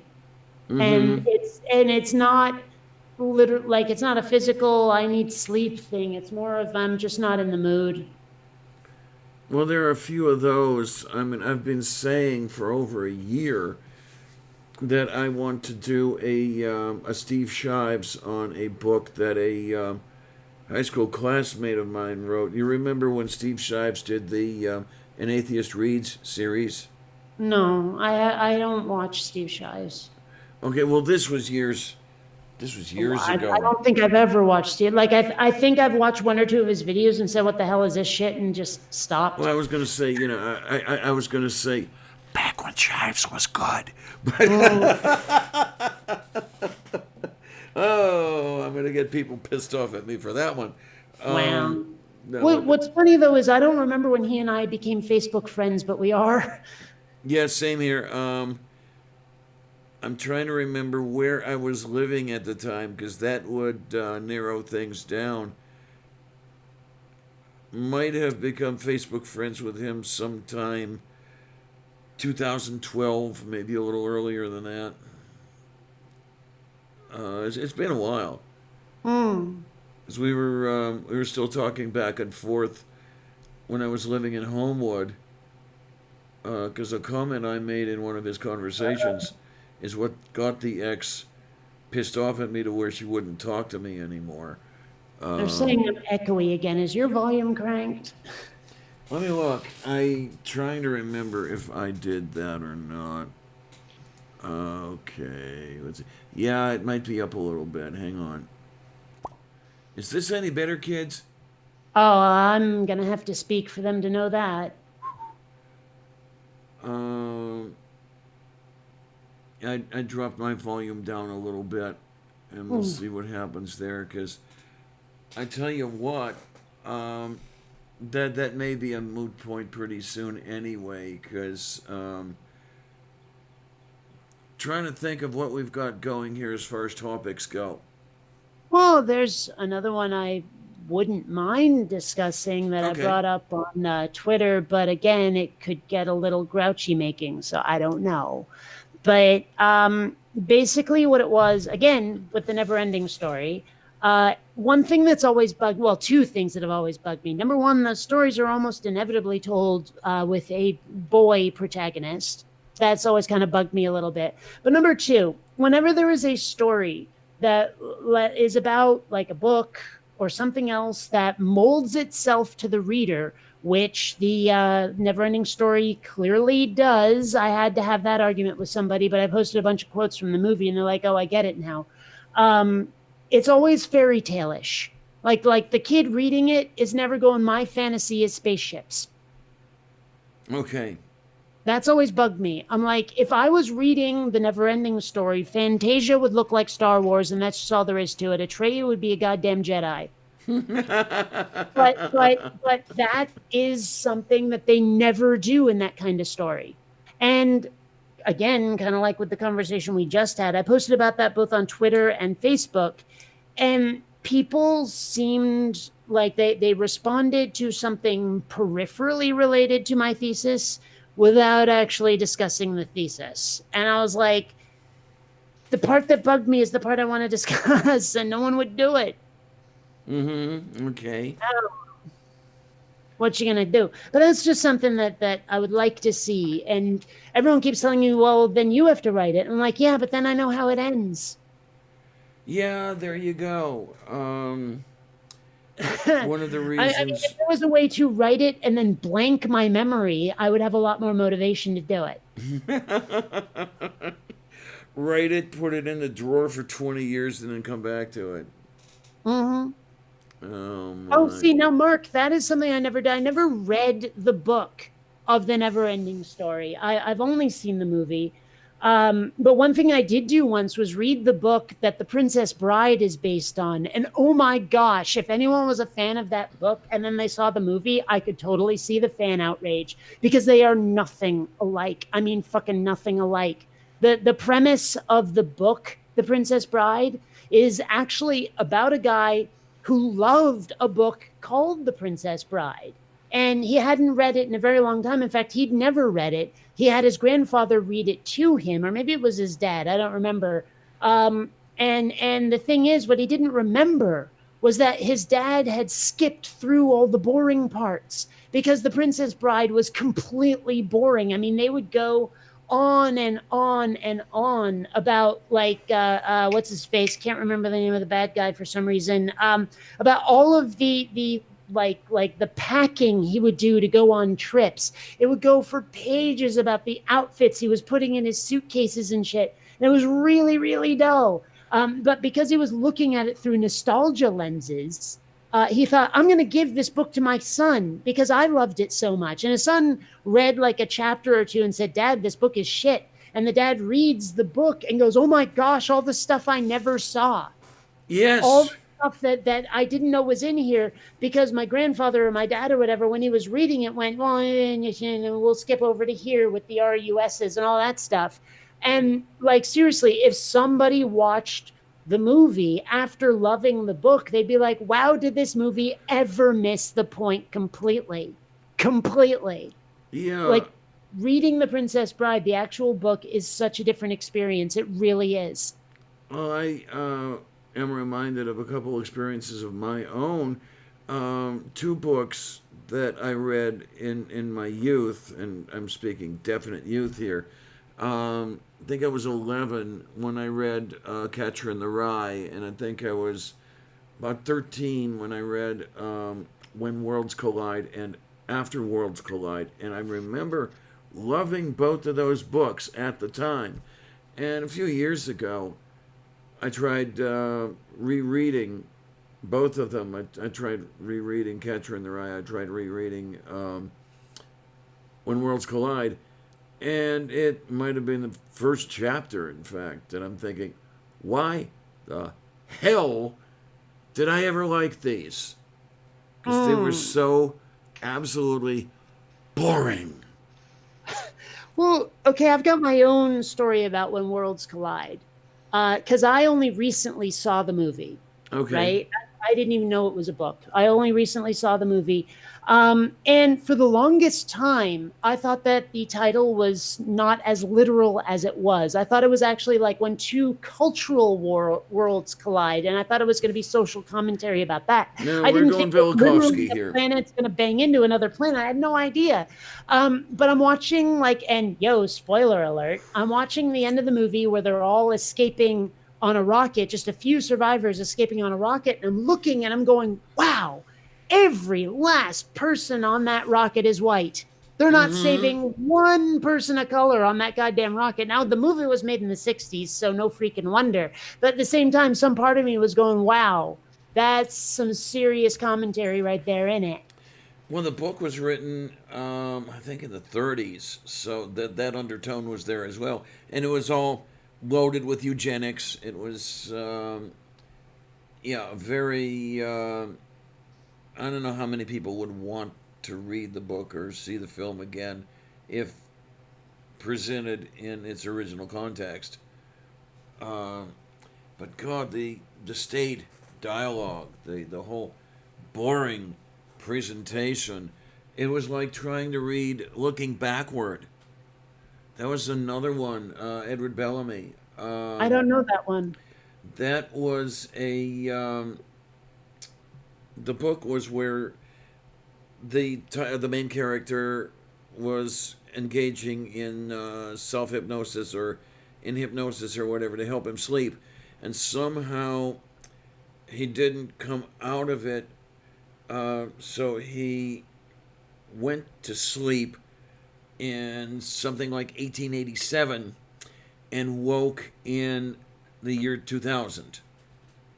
And you're getting Bellamy's idea of what a look backward would be like. And this guy trying to come to terms with this socialist society of the late 20th century and comparing it to what he knew in the late 19th. Yeah, and it's all very preachy.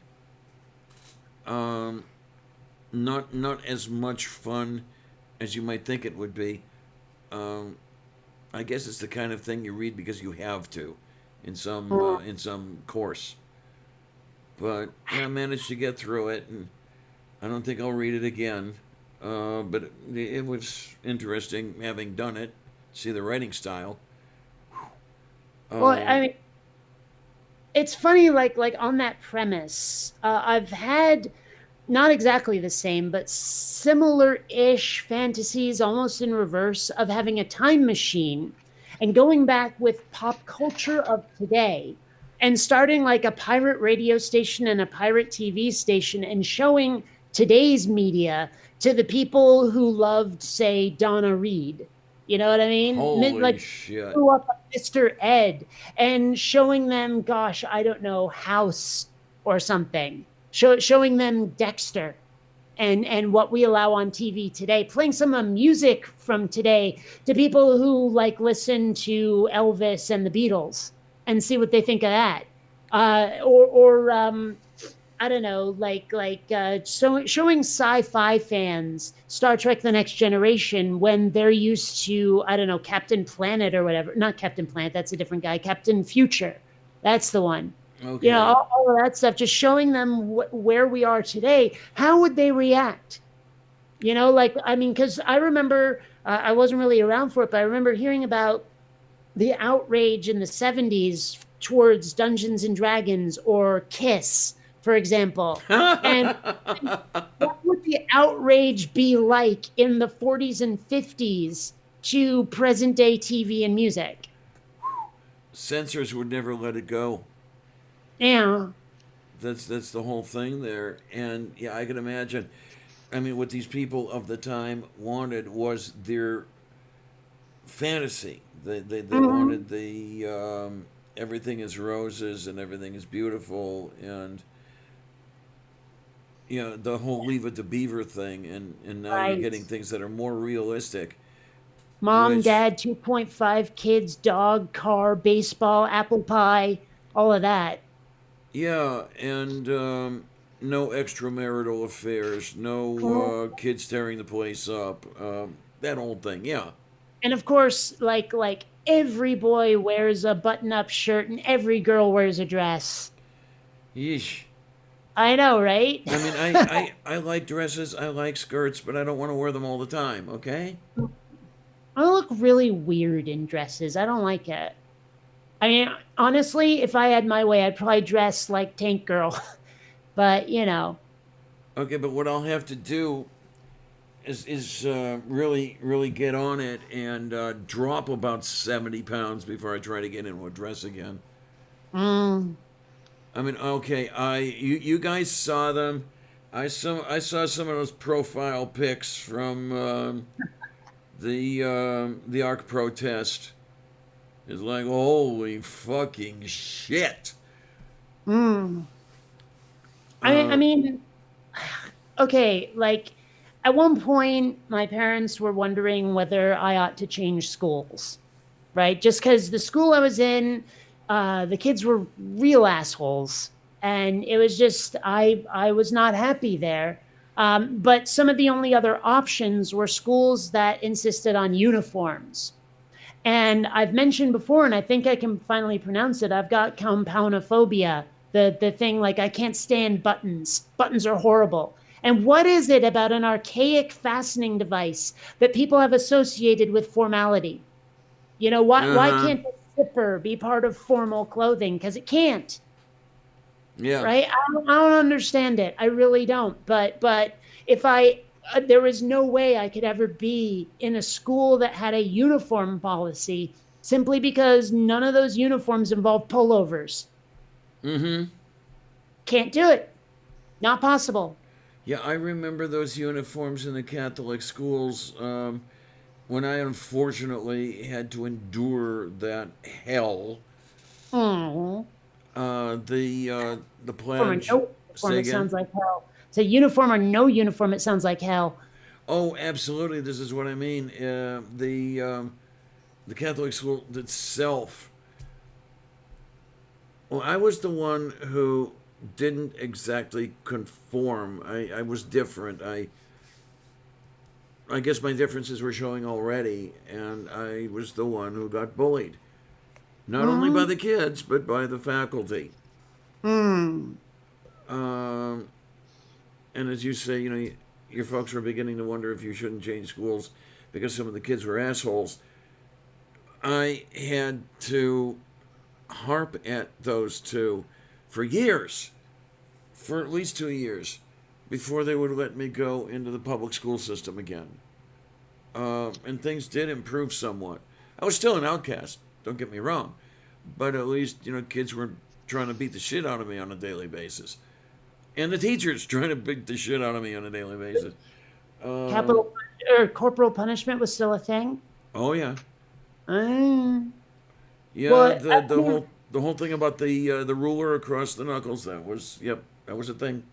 Yeah, they did that I to my would not sister. give up having been a kid in the 80s for anything. But at the same time, I was talking to my dad about it and like some of the bullying in school, like about how it was always on the victim to like to take the initiative when it came to bullying. It was like, I mean, I don't think adults remember what it's like to be a child because they'll say, "Oh, just walk away if people are bullying you." You And I'm can't. like, okay, number one, are you assuming they don't have legs and can't follow you? But number Mm-hmm. two, do you think they won't start teasing you for being a coward?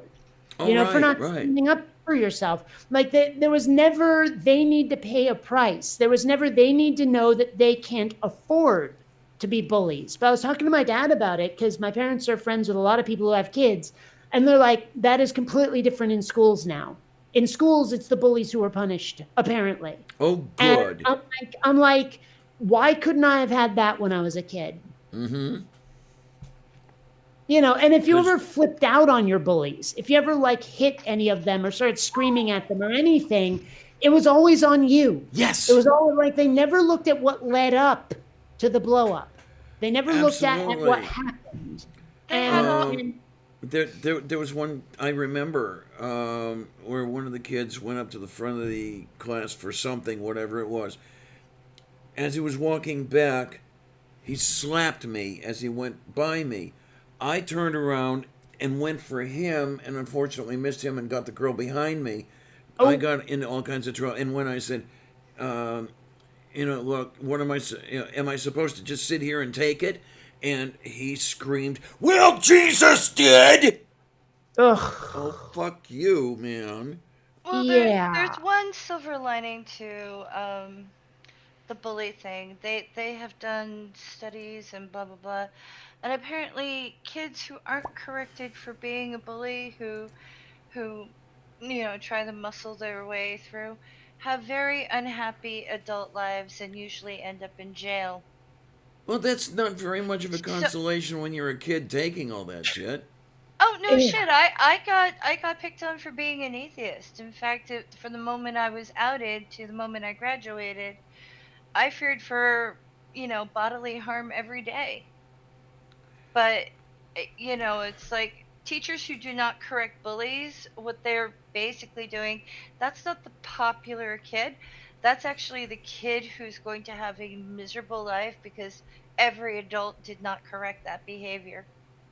I will take a chance on saying something, and people might not like it very much. YouTube might not like it very much, but with the access I had, um, he he had the store, the beverage store in the not so great part of town. So as part of his personal security, he had a few items, shall we say. I knew where they were, and when I look back, I am amazed that I was not on trial for a capital crime when I was a kid. Let's just put it that way. Hmm. Okay. Because the bullying was bad enough that I did think about that. Hmm. Well, I understand. Like, I asked a friend of mine about it from high school. Has there ever been a high school reunion? Now, she and I are both were both outcasts back in the day. In fact, all of the geeks and nerds and weirdos found each other and just sort of banded together for strength in numbers when I was in high school. And she said that she thinks there have been a few like high school reunions. I never got an invite, and I think I'm glad because I don't know what I would have done. Right? I don't know if I would have gone, and if I had gone, what I would have done when I got there. I mean, like I know that the other people would never have apologized for how they treated me back in the day. Oh, I'm right. quite convinced of that. In fact, I'm not even sure they're aware of it. I mean, they probably did it with such like I'm trying to find the way like they just did it so automatically that it was just a matter of course that they never thought about it. They had no self-awareness of what they were like to other people. I'm quite certain they didn't. In fact, they probably never saw themselves as bullies, right? And if Right, I saw right. them now as adults, when we were like what, 30, 35, 40 years old, I I would still harbor that resentment towards them and they'd probably never understand it. Right, right. And so I'm kind of glad that if there was ever a high school reunion, I never went. Goodness knows I never went to like a prom or a school dance. Oh, I mean, same number here. one, I can't stand formal clothing, so I wouldn't have done that anyway. But number two, I mean, I don't know how close high school reunions are or high school movies are to the reality, but you always see that one completely dork ass kid who goes to the dance anyway, and it doesn't go well, Right. you know? So, I mean, I'm really glad that I've never been to a high school reunion, but I will admit I harbor certain fantasies of getting that final comeuppance against the people who made my childhood shitty. Yeah, I wonder about that sort of thing myself. I have not been to a class reunion yet. They've been held every 10 years. Yeah, they started with 10, then they went 20, 30, 40. 2024 is coming up on the 50th, and I won't be there either. Because I just don't want to see most of these people. Because I know a couple people who have been to those reunions, and they describe the people who showed up, and so many of them never changed. Same Well, shallow assholes they always were. I would love to see the ones who got fat and bald, though. That I too, mean, yeah. even if I never got personal revenge, seeing them in, looking like that and having shit lives or whatever, if they do, look at me, I've got 12 kids and I'm saddled with debt. I'd be like, ha ha, I live in Southern California. I'm self-employed. I get to make YouTube videos for a living. I have plenty of dough. I'm living a life that's actually not that bad, Yeah. and look at you and where you are. That would be, I'd never say that, I'd be thinking it. But for me, that would be a kind of vicarious revenge. I would love that. But what if it turns out that some of them are like, oh, yeah, well, I'm a movie producer or I've cured cancer or some shit? I'd be like, ah, fuck you. But I mean, right? I mean, there's some part of me that still wants that revenge against those bullies. And I can't imagine getting it in a way that wouldn't land me in prison. So it would have to be that vicarious, look at what your life is kind of revenge. Well, that would have been kind of interesting had he attended the 40th reunion. My friend Al was planning on coming to number 40, but then it turned out that Mimi had their youngest right within about 3 weeks of the date of that, and he said, "No, I'm not going to make it." And I was like, "Oh shit, Al, come on! I was going to go there just to see you." Mm. To where, okay, Al and I get along quite well. I have to drop him a note soon. I haven't done it in a while, but there's the case where the outcast is a dear friend of the Hollywood actor, and I can Yeah. imagine him, just, what the hell, man. Yeah. Yeah. Well, one thing that's kind of funny, I have, okay, it doesn't matter what, I was going to ask, what is the relationship of your mother's cousin, like second cousin, twice removed or some shit? I don't know. It doesn't matter. But I've got one who's in the film industry who tells me that they're looking for actors and asked me if I wanted to do anything because he thinks I have a unique voice. You do. And I'm only just talking to him about it now. I don't know if it'll ever go anywhere, but you might know another Outcast star soon. I don't know. Yay! This is a good thing. I mean, how awesome would that be? And what I told him was like, look, if you can get me as an extra on the Orville, you will be a god to me. I love it. Yeah. So I mean, who knows? Who knows? It'll probably never go anywhere. No part of me is counting on it. But if. And then the amazing thing though is what I was kind of looking forward to, and it never happened, was I was looking forward to going to the reunion because they knew Edward. Edward? Yeah, Oh, Edward. yeah. Uh, at that point, nobody had any idea that I had begun my transition. They had Mm. no idea that I was even, trans at all. They didn't know what the word means. And I could just see the jaws drop. I'd love it. But Gosh, wow. Okay, thinking about that, that's kind of wild. Huh. And you did show us that photo once where you look like a biker. yeah, yeah. I remember. That was me at the age of 38. Okay. I don't know if I ever showed the high school graduation picture. God, I looked like a dork. I'm, well, you've described that you were kind of Captain Pocket Protector, Uh-huh. but I Yeah. don't think I've seen any high school pictures. I don't think I have. Oh my, oh my. I don't have a Captain Pocket Protector available right at the moment, but if I do this right, okay, we're gonna go there. We're gonna go to my website. Yes, I do have one. And we're gonna put that in there. It's very faded with age when I scanned it, so Let's see now. Save image as. Yay. Okay, and we've got that, and we're going to go here, and we're going to go to downloads, and we're going to do that.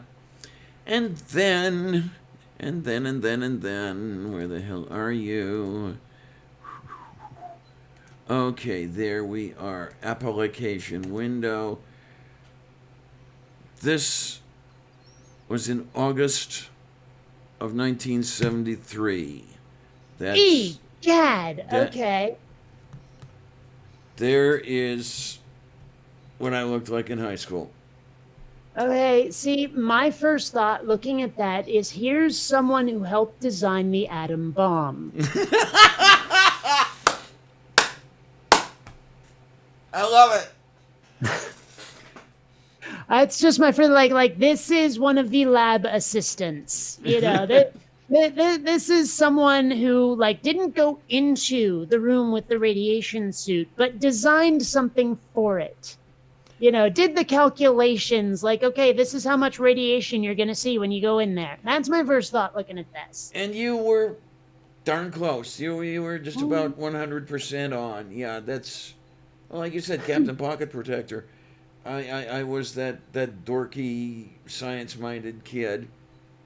And, well, science-minded has stayed with me. I'd say dorky has stayed with me. Just in a slightly different presentation. When I was visiting my parents recently, I came across, they handed me some photos from my childhood, mostly toddler stuff. And I have to admit, some of it's kind of cute. Uh-huh. I have seen some of those. Well, You showed I mean, me but some of those. have you seen the really recent ones, though? I don't remember how recent they went. I mean, like I posted these a week or two ago. Oh no, I hadn't seen that. No, no. This Okay. is when we first met about a year ago. Those wonderful hours-long conversations we had that I miss so much. Well, here's one that is totally me as I guess a toddler, a baby. Alrighty then. Yeah, I remember Right. that. Yeah, that And, era. Then there's I've got one with my mom's father, Grandpa Bob. Oh man, I love it. And then I also have one, it must have been like right after my parents adopted me or something, but that's what my parents looked like when they were young. Holy shit, you are talking hippie city here. Oh, hell yeah. Hell yeah. Although it's funny, I mean, thinking back to what I was like at their age, I have to wonder how an adoption agency would ever entrust a baby to people that young. Yeah, okay. Because were they still in their 20s? Oh, yeah. Oh, yeah. Yeah, that's the slight difference going there. That the slimy bastards were 33 when they took me home, and then my sister 4 years later. So yeah, that age thing wasn't as big a thing as. Well, then of course, slimy bastards took me home in 1958. Mm. I know you explained once why they felt the need to adopt a kid. I forget what it was, but I seem to remember they were really weird reasons that had very little to do with, like, we actually want a kid. Right. Well, the female had taken my wife and I aside at a one of the holiday parties at one point, and actually told us that it was our duty to produce offspring. One of the things she'd mentioned was, you're both intelligent. You should. This is your duty to produce children. We looked at looked at her, looked at each other. Didn't say a word. It's like, this is not happening. Well, the thing is that she had already been. My wife had already been through the pregnancy that damn near killed her. So that really wasn't happening. Yeah, I'd already had my tubes tied, and I'll tell you that is got to be the best decision I ever made in a life full of bad decisions. Because it takes Well, something really, really, really, really special to be a parent. I didn't have it. oh, I And know I don't. yeah, and by the end of it, I knew it, and I wasn't gonna fuck up any kids the way a couple people I know did. Well, I Um, mean, taking care of a cat is responsibility enough for me. yep, yeah, Yeah. Well, I mean, it's funny though, because like I forget his motivation. My dad told me once, but when he met my mom, he had like had himself snipped. He'd already had a vasectomy. And my mom said that she had been game to have children, to have kids, which is really hard to picture. I cannot picture my mom pregnant. Can't do it. And I mean, I know too much about my mom's personality to think that she would have been pleasant during a pregnancy in any way. Uh, mm-hmm. but the reason they adopted me was simply because my dad had been snipped. Okay, now they wanted kids. Well, yeah, they did. And I seem to remember my dad had some weird moral reason for having a vasectomy. Was like, well, I shouldn't, keep like the population, the planet's overpopulated or something. I forget what his reasons Okay, were. He fine. told me decades ago. But there was some reason he had for it that was sort of like noble social commentary in his head, right? But he didn't have anything against having children. Okay, So so they ended up adopting me simply because, well, they couldn't produce their own offspring. it was not a matter of it is our duty to do Oh this. God, no. God, no. They Okay, they wanted children, yes. Mind you, I'm not sure they were the best people to raise a child for various reasons, but yeah.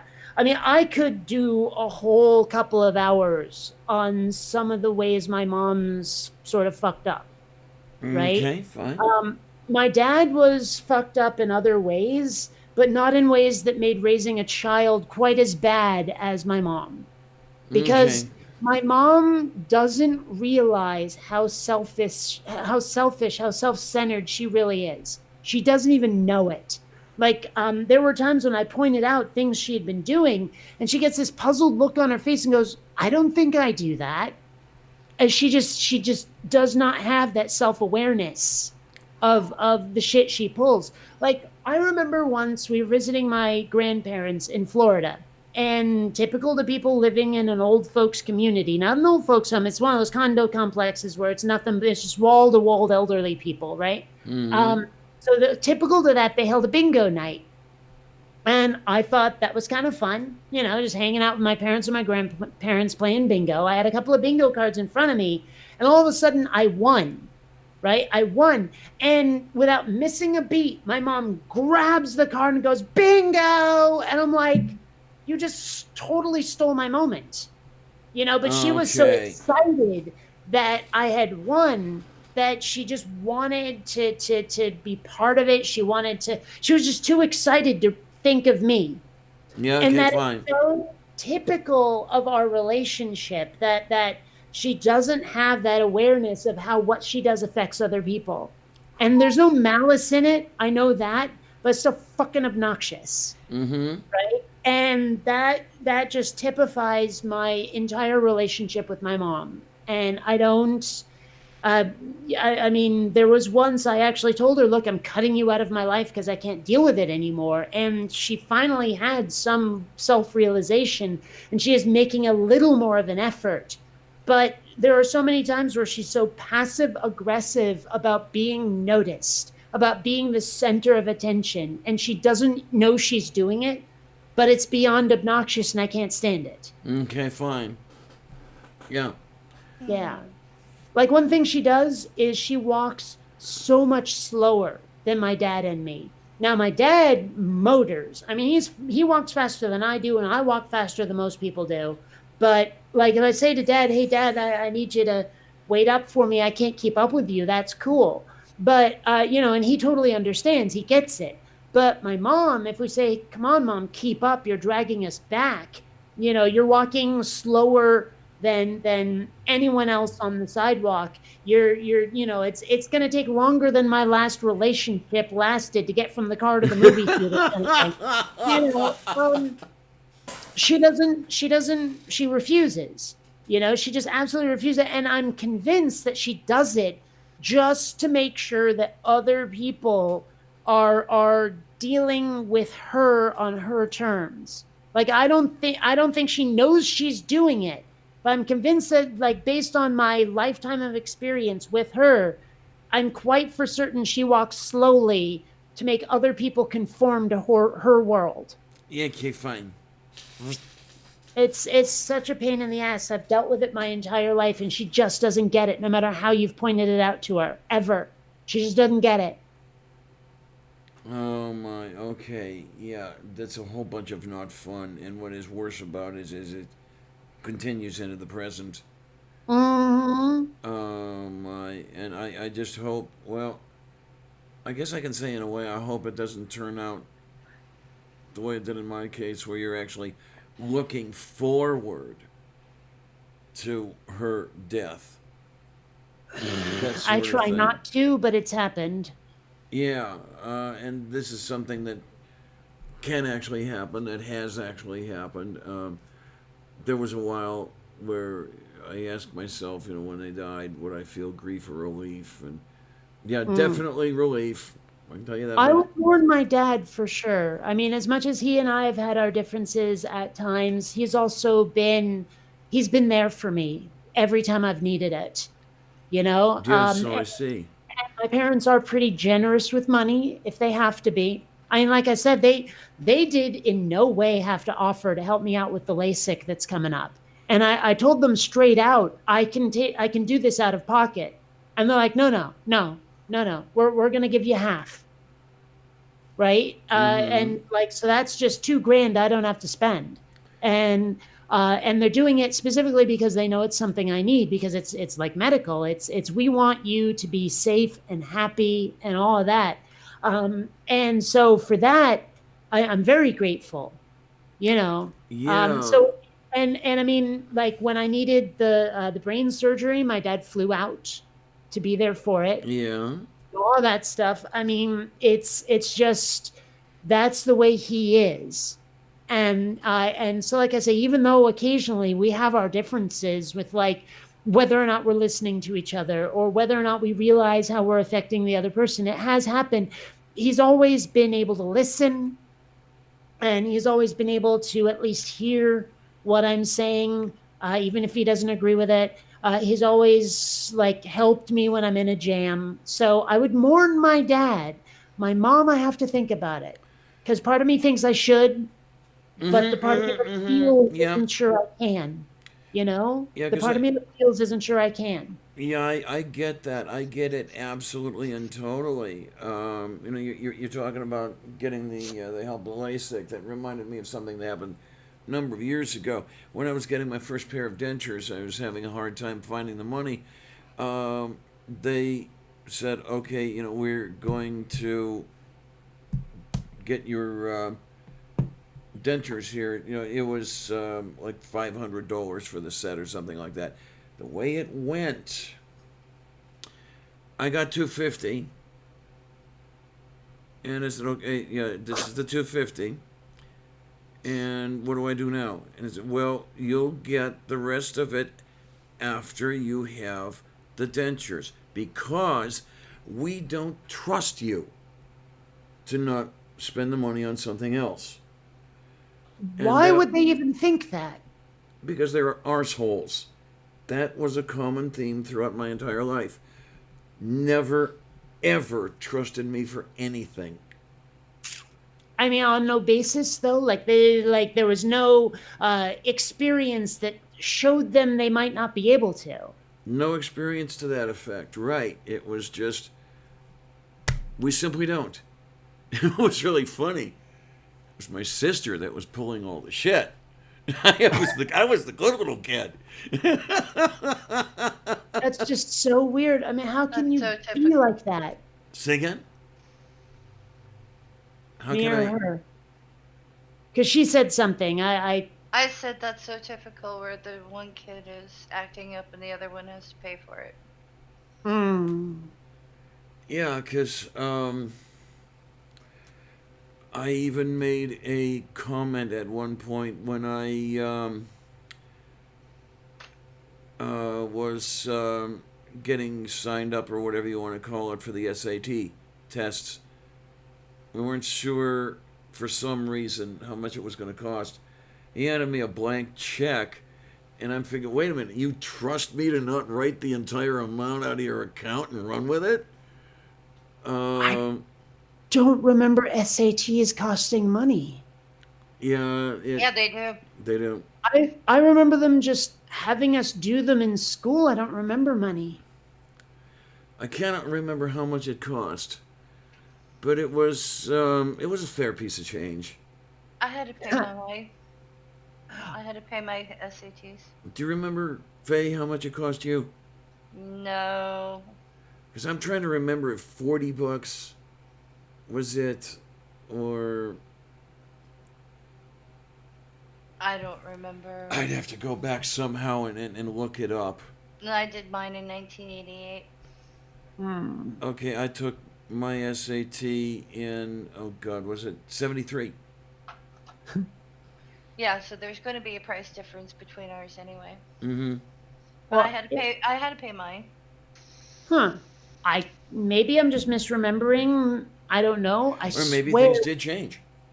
maybe. Look, I mean, I probably took mine in like 93-ish. And so I don't know. I mean, well, it says right here right now that it costs $47.50 to take them today. I'm not Okay, just looked it up, but I do not remember paying money for it. moo. Hmm. Well, it's funny though. You mentioned like being handed a blank check. I actually totally punked my dad this December, because he sent me $200 for my birthday, Okay. right? And it was a $200 check. So I call him up and I say, "Okay, Dad, three things. Number one, thank you for the check, but number two, I think you slipped a decimal point somewhere because it says $20,000." And he goes, "Oh shit." And I said, "And number three, I'm totally lying. Thank you." And my dad was like, "Oh gosh, oh, you give me such a heart attack." And I was like, "No, no, no, just said it. But yeah, that's sometimes my sense of humor. But hey, I mean, once my dad realized I was kidding, he was okay with it. But at the time, just that moment of, oh fuck.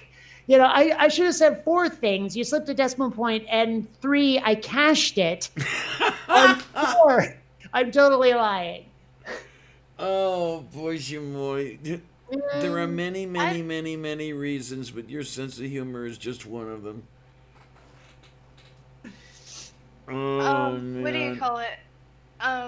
Little one, the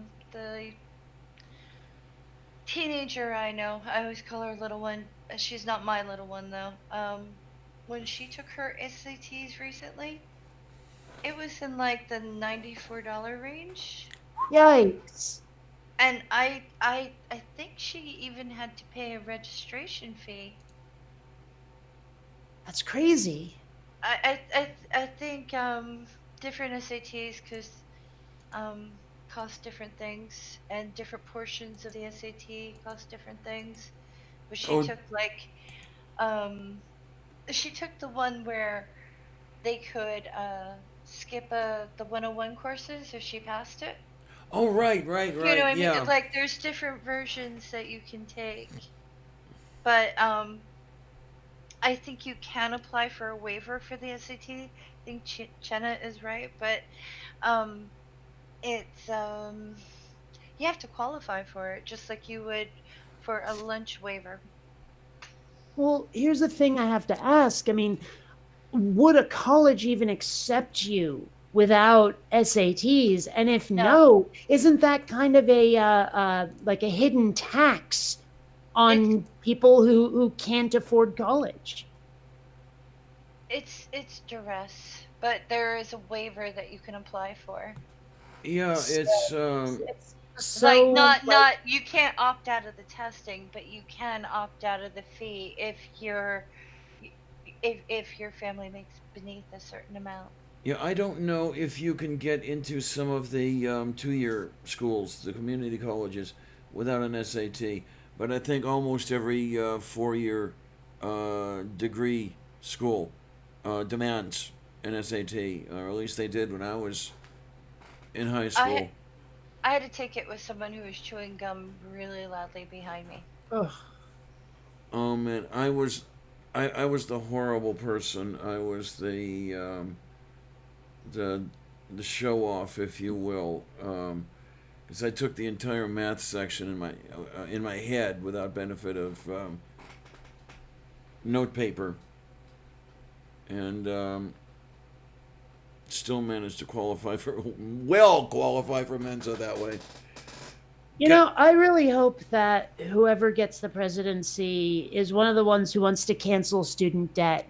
Because Yes. honestly, I actually have not paid a cent of my college loans yet because I'm low income enough, technically, that I can't afford it, according to them. Right. Right. Again, because I'm not paying rent, the fact that I make less than minimum wage actually ends up, like I say, I'm rolling in dough despite that. But the weird side effect is they still charge me for my student loans every month. They charge me $0.00, but Yes. they still charge me. And because I've made every payment, my credit score is amazing. That's one of the reasons my credit score is so stellar, because I've been on income contingent repayment for something on the order of 25 years. Now, the Yeah. downside of that is that my repayment amount as of today is about double the principal when I graduated school, because they capitalized the interest. Hmm. So I owed about 17,000 when I was done with school, and right now to repay in cash on the barrelhead would be about 35,000, and Yeah. Oh, I'll I never know. be able to pay that. Well, and I was looking into it, and VSAC, the Vermont Student Assistance Corporate, not corporate, I don't know what it is. It's the government-run stuff. They say that after I think it's like 45 years, they just cancel the debt, right? But that's a long, long, long ass time from now. Yeah, the But last so, like if they cancel the debt, like if whoever becomes president just says we're forgiving all your student debt, that's great. But a number of times I've gotten letters from like private companies saying we'll consolidate your student debt. But I'm like, if I went private with that, the loan forgiveness would probably never kick in. So I'm right, glad I've never taken those offers. yeah. Trying to think of where I was headed here. Oh, last I checked, which was a while ago, um, it was, let's see, 25 years without having made a payment, if I remember correctly. Now, there was a point where they were charging me $5 a month. So that, for a year, that very likely reset the clock. So, I think that was about 10 years ago or so. So, we might be looking at, sometime around 2040, as far as the forgiveness goes, if that isn't obviated, if that isn't repealed, or whatever you want to call that, because who knows what's going to happen, with the current administration and what would be necessary to fix it. I worry about the ICR, really. There's The what now? the income contingent repayment, the Oh, ICR. okay. Because if they start charging me, there's no way Mm. I would not be able to afford to live, and I would have to die. Well, it is funny, like how having less income can result in more actual cash on hand. Mm-hmm. Well, there's the thing. As I've said more than once, I actually have to be kind of careful about what I make through Patreon, because were I to become popular somehow and make a good bit of money that way, that would very likely take me above the point, where they take away a lot of the benefits, but it wouldn't be enough to make it. Mm-hmm. And so you actually lose for gaining. Mm-hmm. Exactly. And this is something that's really got to change. This is something that's got to be fixed. Because, yeah, people are kept poor, they're kept on the programs as much as they write complaints about it, just because they won't let us work our way off. Well, and I mean, again, like I point out how it surprised me to discover how much my parents have now, because it didn't used to be like that. My dad used to work in energy conservation and computer sales and stuff, and these don't pay megabucks. They just don't. And we weren't poor when I was a kid, but we weren't rich either. So discovering that my parents have that now, they've told me that when they die, I have a safety net. Like, I'm not getting some big inheritance. What they've done is that they're donating a shit ton of it to charity, but they've set up a fund already where they will be sending me several $1,000s a month for the rest of my life. Right. And I've Okay. been doing some calculations, and I'm like, I will definitely be like a trust fund baby when that happens. I will have more money than I know what to do with. And it's a weird, weird feeling realizing that's so. Because part of my brain is rebelling, saying, well, trust fund babies are always assholes, aren't they? What's that going to do to me? But another part of me is thinking, and yet I will never want for anything. So that's good too. And Yeah, it's just, yeah. I'm of so many different minds on this one. And a lot of people are probably going, fuck you, Kate, you're feeling ungrateful. I'm like, no, because I've often said that after a certain point, money is just a way to keep score. If I Yeah, had the money of yeah. the Walt family, where billions and billions of dollars, I'd be like, I can never, ever spend all this. I'm in kind of a Brewster's Millions situation here. And I've had fantasies. Like, if one of my animations takes off, it turns into a movie and I make George Lucas money. I've had fantasies of going to places like Flint, Michigan, and saying the government won't step up, I'm doing it. You know? Okay. Here's here's here's me fixing your damn water, and I'm going to make sure that locals are hired to do the fixing.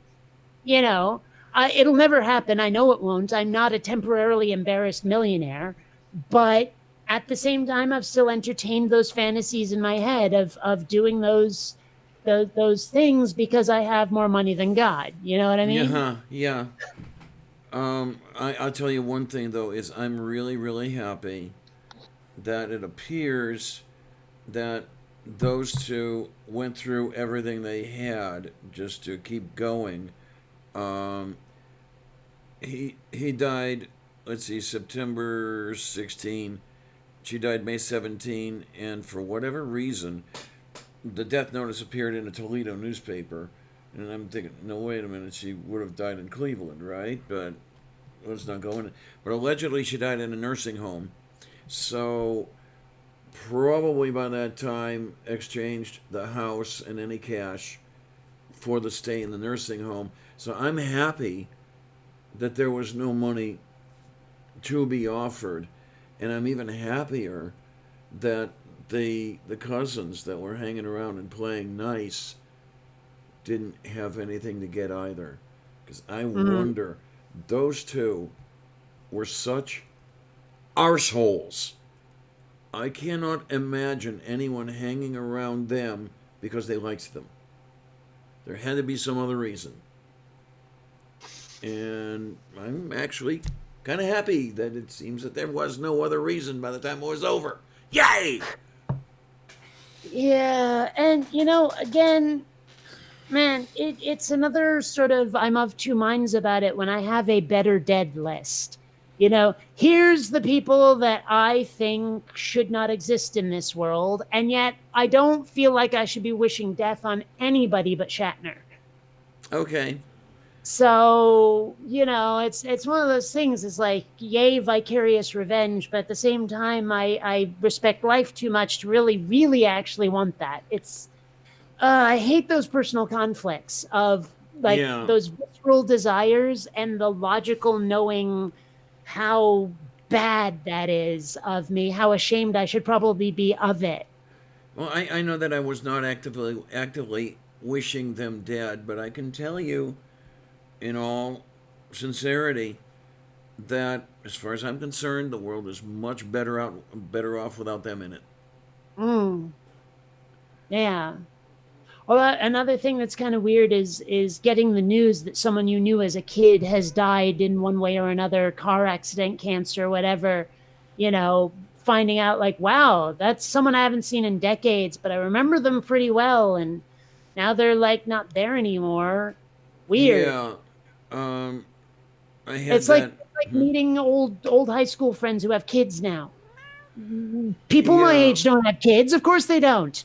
You know, cognitive dissonance. I had a couple high school friends. Yes, I did actually have friends in high school, just not very many of them. But I find out, less than 10 years after I'm out of high school, Jim died. Somebody rear-ended him and the car burst into flames and incinerated him instantly. And it's like, whoa. One of I guess the way they figured out who the hell was in the car was, I think he had one of those metal plates you could get with your social security number pressed into it, and somehow that burned the social security number into the upholstery somehow. I don't know if that's a true story or not, but that's allegedly how they identified him. I've never heard of this with the engraved social security number. That's completely new to me.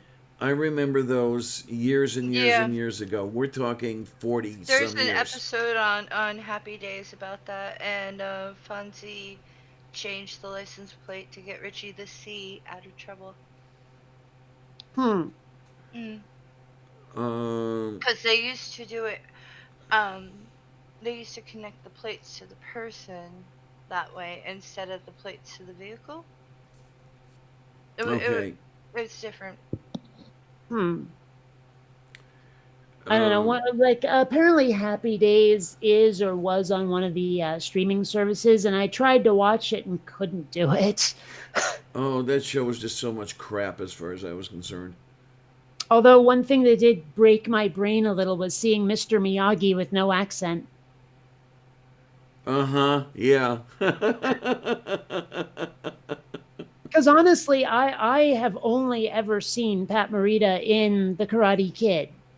Like, I think he was in one episode of Space Rangers, but you never would have recognized him because he shaved the beard off. Okay. But seriously, seeing him not sounding Japanese was so weird. Move beef.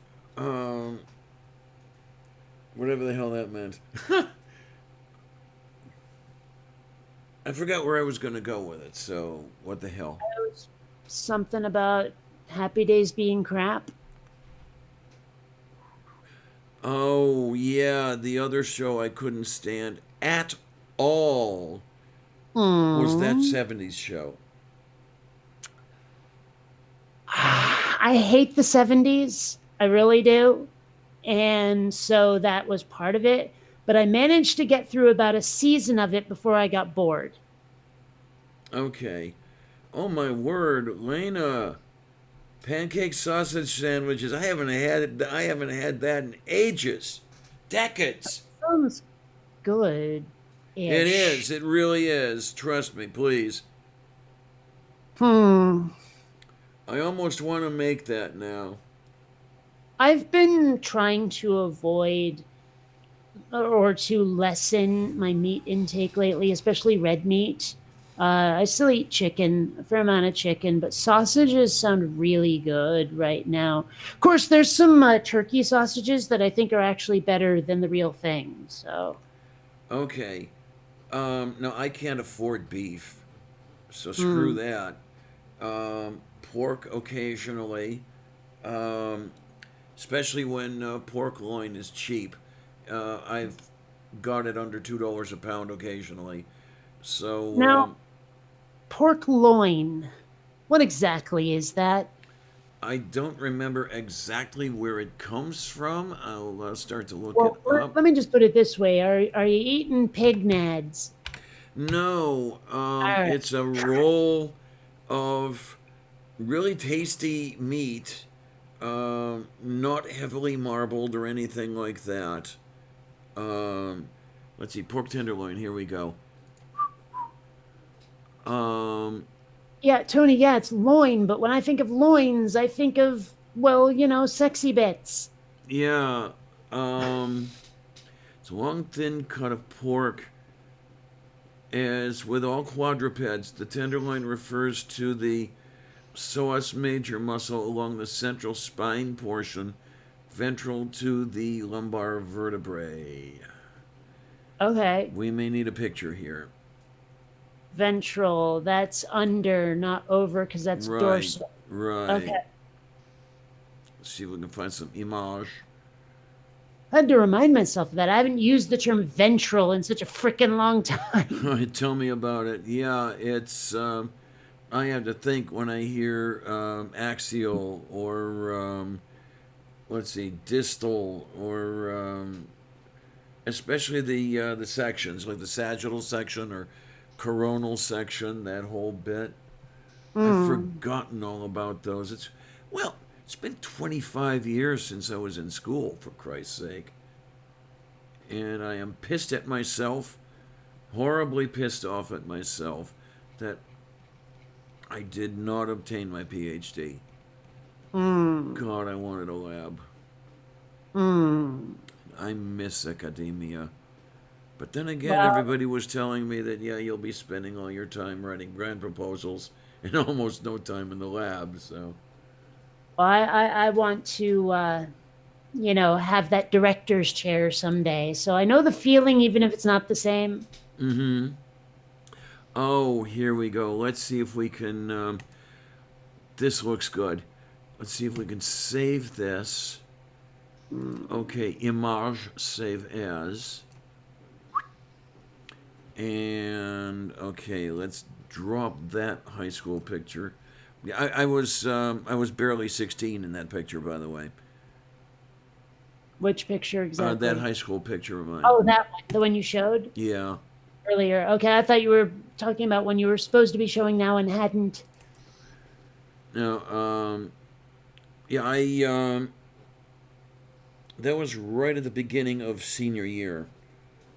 Yeah, I graduated high school at 16.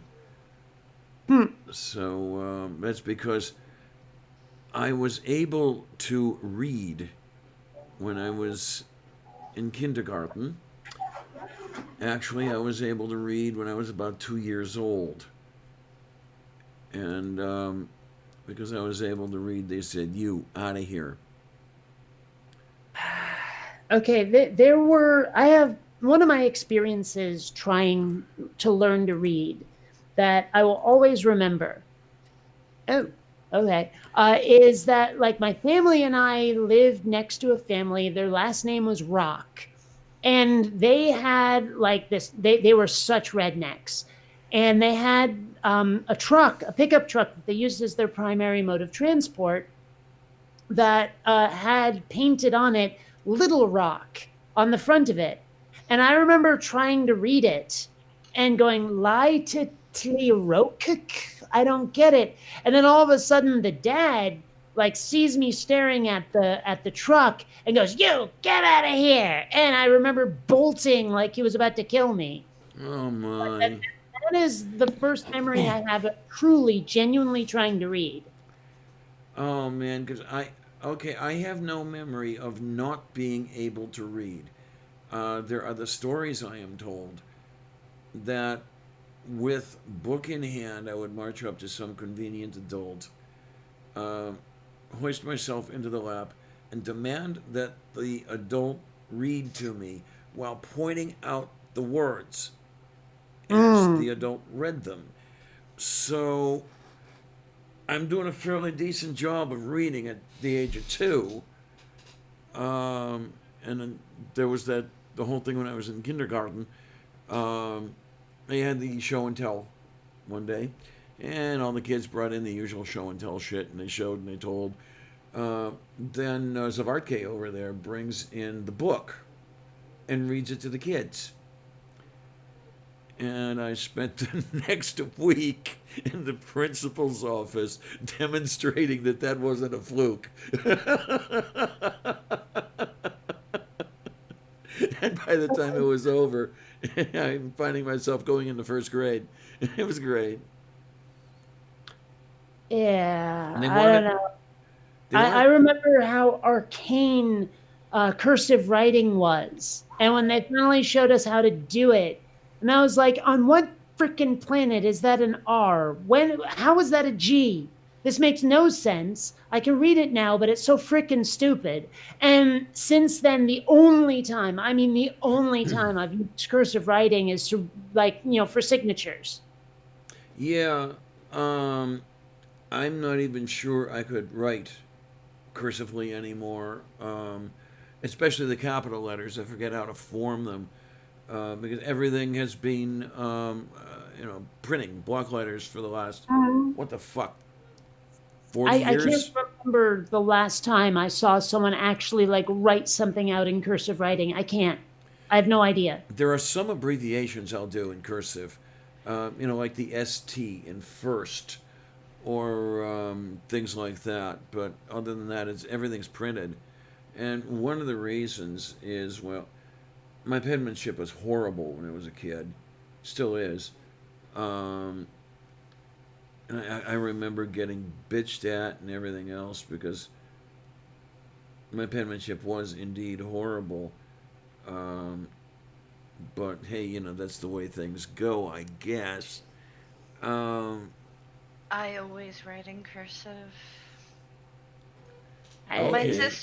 sister and I, we took a penmanship thing when we were, I think we were 16, and kind of developed our styles of writing at the time because we wanted to be as precise as possible, and we both belonged to like pen pal clubs, and she's in a fountain pen thing, and the idea is to use like 14 different styles of ink on a letter that you write to another person.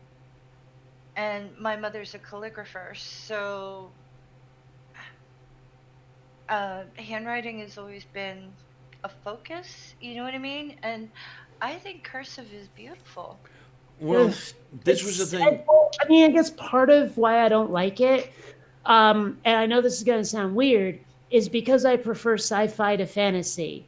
I like the look of more technical letters versus the archaic and arcane look of swoopy swirly. It just something about it doesn't. I don't like it. To me, it's easier on the hand because printing you have to like put it down, do a form, pick it up, put it down, do another form. Cursive, I Mm, can start a word and I can put in as many letters as required without picking up and putting back down my pen unless I want to dot an I or cross a T. I just don't feel that's such a burden in my world. I guess I don't know.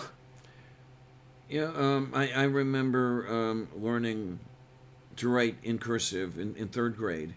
That was when you did it. Um, I remember the trouble I had starting up, and then it just continued on. But I do remember, as you said, Faye, I was watching a couple of videos where Feynman was delivering a lecture, and he's writing on the blackboard, and I was impressed, so impressed, at how beautiful his handwriting was. Writing in cursive. Well, he was a fine man. Absolutely. One thing, like someone, I'm looking here in the chat for who mentioned, someone's mentioned being ambidextrous. Now, I'm not really. I mean, a little bit, but my left hand is definitely dominant. I definitely write with my left hand. But one thing I've noticed about other people who are left-handed is that they write so strangely because, like, they hold the pen in this weird bent over way, like curling their wrist to write like they're Yes. writing. Yeah. And I've always written like this, just, like that. And I don't get, like, I was watching Obama, who's left-handed, signing some document or other, and he's doing this funky, like, twisted over thing, and I'm like, doesn't that hurt? Doesn't that hurt? That has to hurt. It's got to. I lost my mom. She's left-handed. Oh man, now how much shit did your mom go through?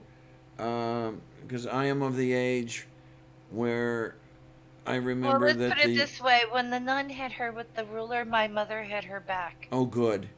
Ugh. Because I am of the age where I But have a couple of. both her parents, though, worked for the school. And my grandmother was a professional musician who was working for the school, for their church and blah, blah, blah, in between doing other things. I mean, she did Sweeney Todd.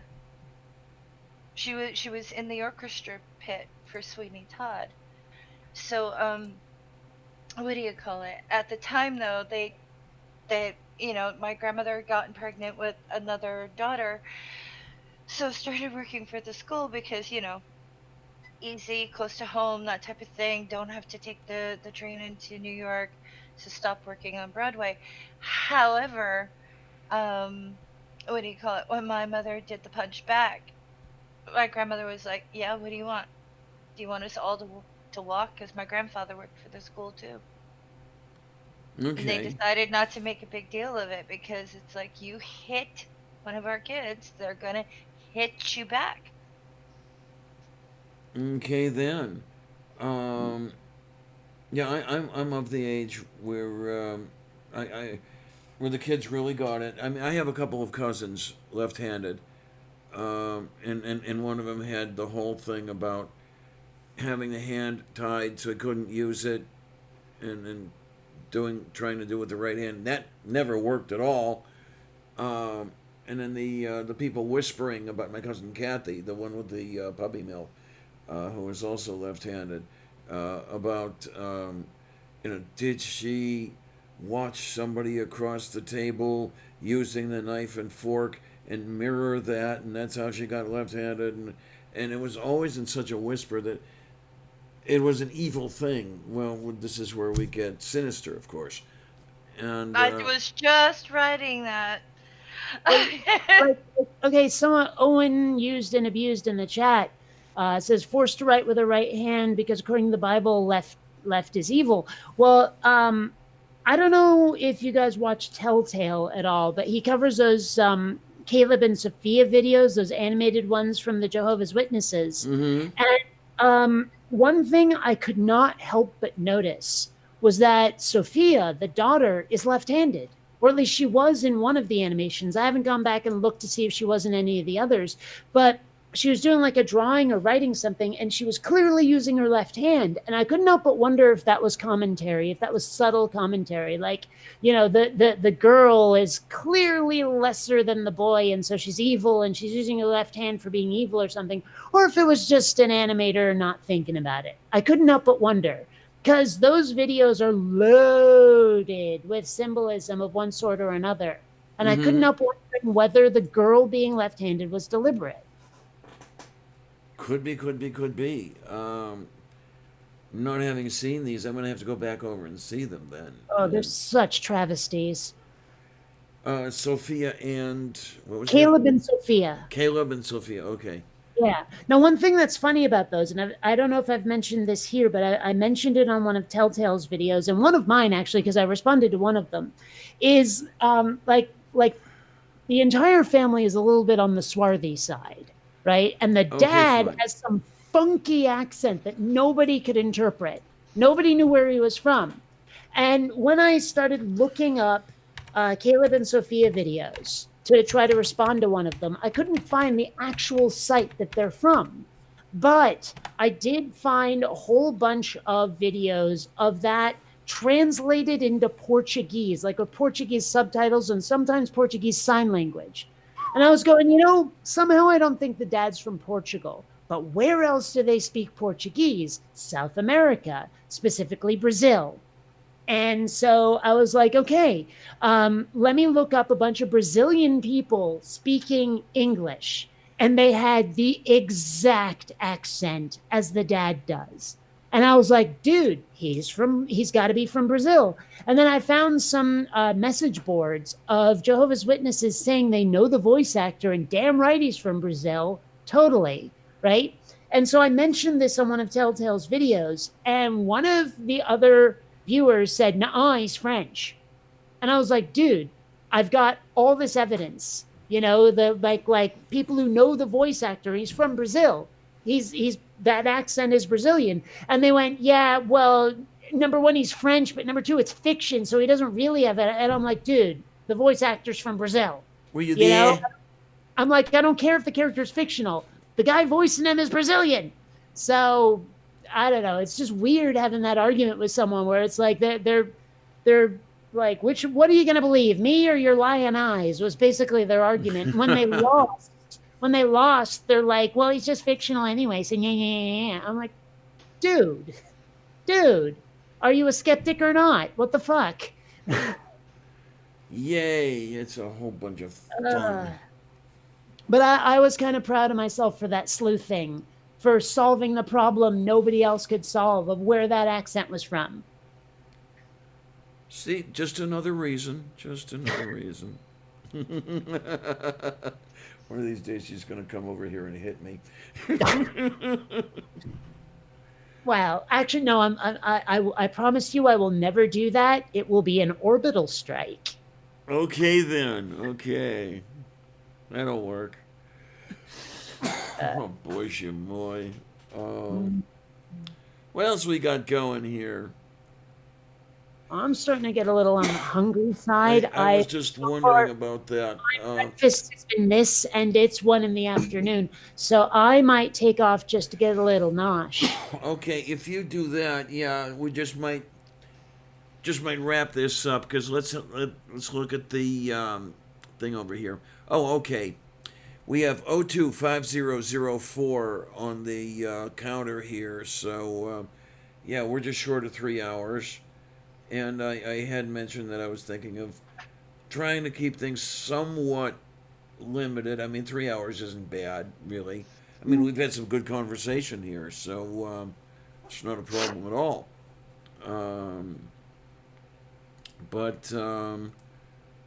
Okay, so if you do some foodstuffs, I may do some foodstuffs, as much as I really don't need the damn foodstuffs. But they tell me that you have to eat something in order to lose weight. So it's really funny, but I totally get it. I'm operating. It's counterintuitive as hell, but I get why that's so biologically. Yeah, I'm just operating in a very narrow window.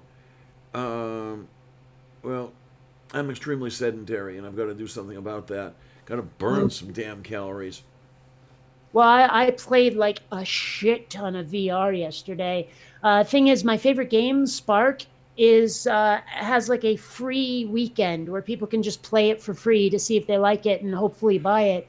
And it has been flooded with newbies. I have not had a decent challenge in like days. I'm like stomping people 1,000 points to 1, and I'm like, number one, I don't want to turn people off to the game, but on the other hand, I want to play someone closer to my skill level, so it's not just like rote beating people. But also the weather is getting good enough that I might go blading soon, so we'll see. Yeah, well, there's the other thing I want to look at. It's going to be too late today to do this. I want to see what the weather forecast is for tomorrow, because I want to get back on there's a set of trails here that were once railroad rights of way. One of them is the Great Allegheny Passage. Trying to remember what the name of the other one is. Want to get on. Say Sounds again? really familiar. Allegheny sounds really familiar. As in, well, there's the Allegheny River here. Maybe, I don't know. It And just everything around here is Allegheny. I mean, I'm in Allegheny County, for fuck's sake. Oh, Uh, so what you think about riding a bike then? yeah, the thing I'm going to have to do is strap the bike to the front of a bus, go down into McKeesport that way, and then get on the bike and start heading downtown. The thing I've got to do, and okay, you're going to look at me and say, what the hell are you? There are a couple of bridges on the trail between McKeesport and downtown, which are rather high over the river. And I have this thing called acrophobia. Ah, And I tried a while back trying to get past the first crossing of the Monongahela River where the bridge goes over, and I'm not even to the bridge level yet, and I'm freezing because I'm at treetop level by this point, and well, I've got to get over this. I have to get over it. well, you know what you need to do is you need to turn yourself into a winged rodent. Okay. You know, an acrobat. Yes.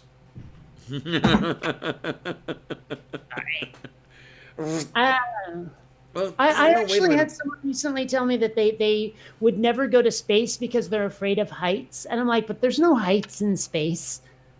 Well, there's the thing. No heights in space. I could go into orbit very easily. I loved flying. Hmm. I would take the window seats and I would grade the pilots on the landings, especially in crosswinds. That was always fun. Because I am enclosed and I'm not going to fall out of the aircraft unless something really bad happens. Um, but Y- y- that ramp up to the bridge level and everything, that's totally open.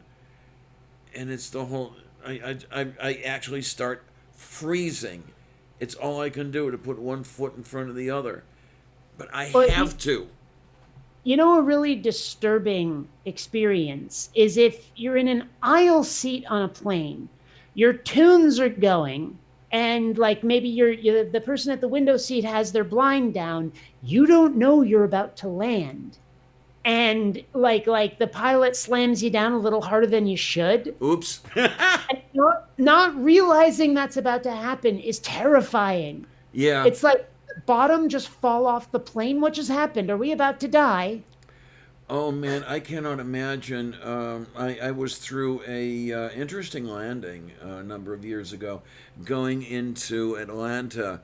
Um, we were cleared to land, and as we're coming in, I have the window seat, and I'm looking out, and I'm seeing something that I'm thinking really doesn't belong there. And I'm looking at the end of the Was there runway, something on the wing? and it's another jet at warming up to take off where we are landing.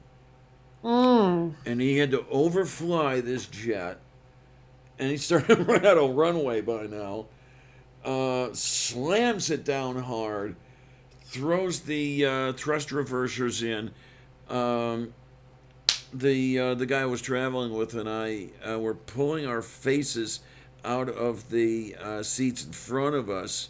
And it's like, holy fucking shit, that was fun. Now, I can imagine the scenario you described with the blind down in the window seat, and you're in the aisle seat. You have no idea what's going on, and that happens. Mm. Yeah. I can't imagine why he didn't just pull back up and go, "We're doing this again." I don't know. I really don't know, because that's what happened at National. My ex and I were watching the planes come in at National Airport, and that sort of thing happened where it was actually worse this time. You had somebody coming in, and the jet on the runway was already rolling, Mm. and the guy in the air broke off, did a really hard bank, and I'm getting ready to throw myself on my ex to take the kerosene as it rains down on us. It was damn close. Now, I had actually a good, interesting experience a few years ago. Something that honestly, I've been taking it for granted for a long time. Didn't even think of it, and when it happened, I was like, "Cool." We get that we're about to take off or land or whatever it was. I forget what it was. And like the intercom starts up, and I hear, "Ladies and gentlemen, this is your captain," and it's a woman's voice. And I was like, Yay! dude, that never happens. That's awesome." When Yeah, was the yeah, last yeah, time yeah, anyone yeah. had a female jet pilot? So, That is absolutely beautiful. yeah, I was like surprised, but pleasantly so. Now, was this before or after Susan Collins? I don't know who that is. The only female commander of a space shuttle. The I, only female to ever fly one. I honestly don't know that name, so I could not tell you. Okay, because she was at the time to command a shuttle, you had to have been a combat pilot, and that was I guess that was one of their good old boy rules or whatever it is. But Collins somehow slipped through. She was a Navy pilot, and somehow got to fly combat, and got to command a shuttle, and that was like, yay! All right. Well, I mean, okay, but when you say command, do you mean command or fly? Because as I understand it, those are two different jobs. Well, the commander was actually doing the flying, and the pilot was actually performing auxiliary duties. Well, because and granted, I probably shouldn't take movies for my reference point, but I've watched Space Camp many times. Okay.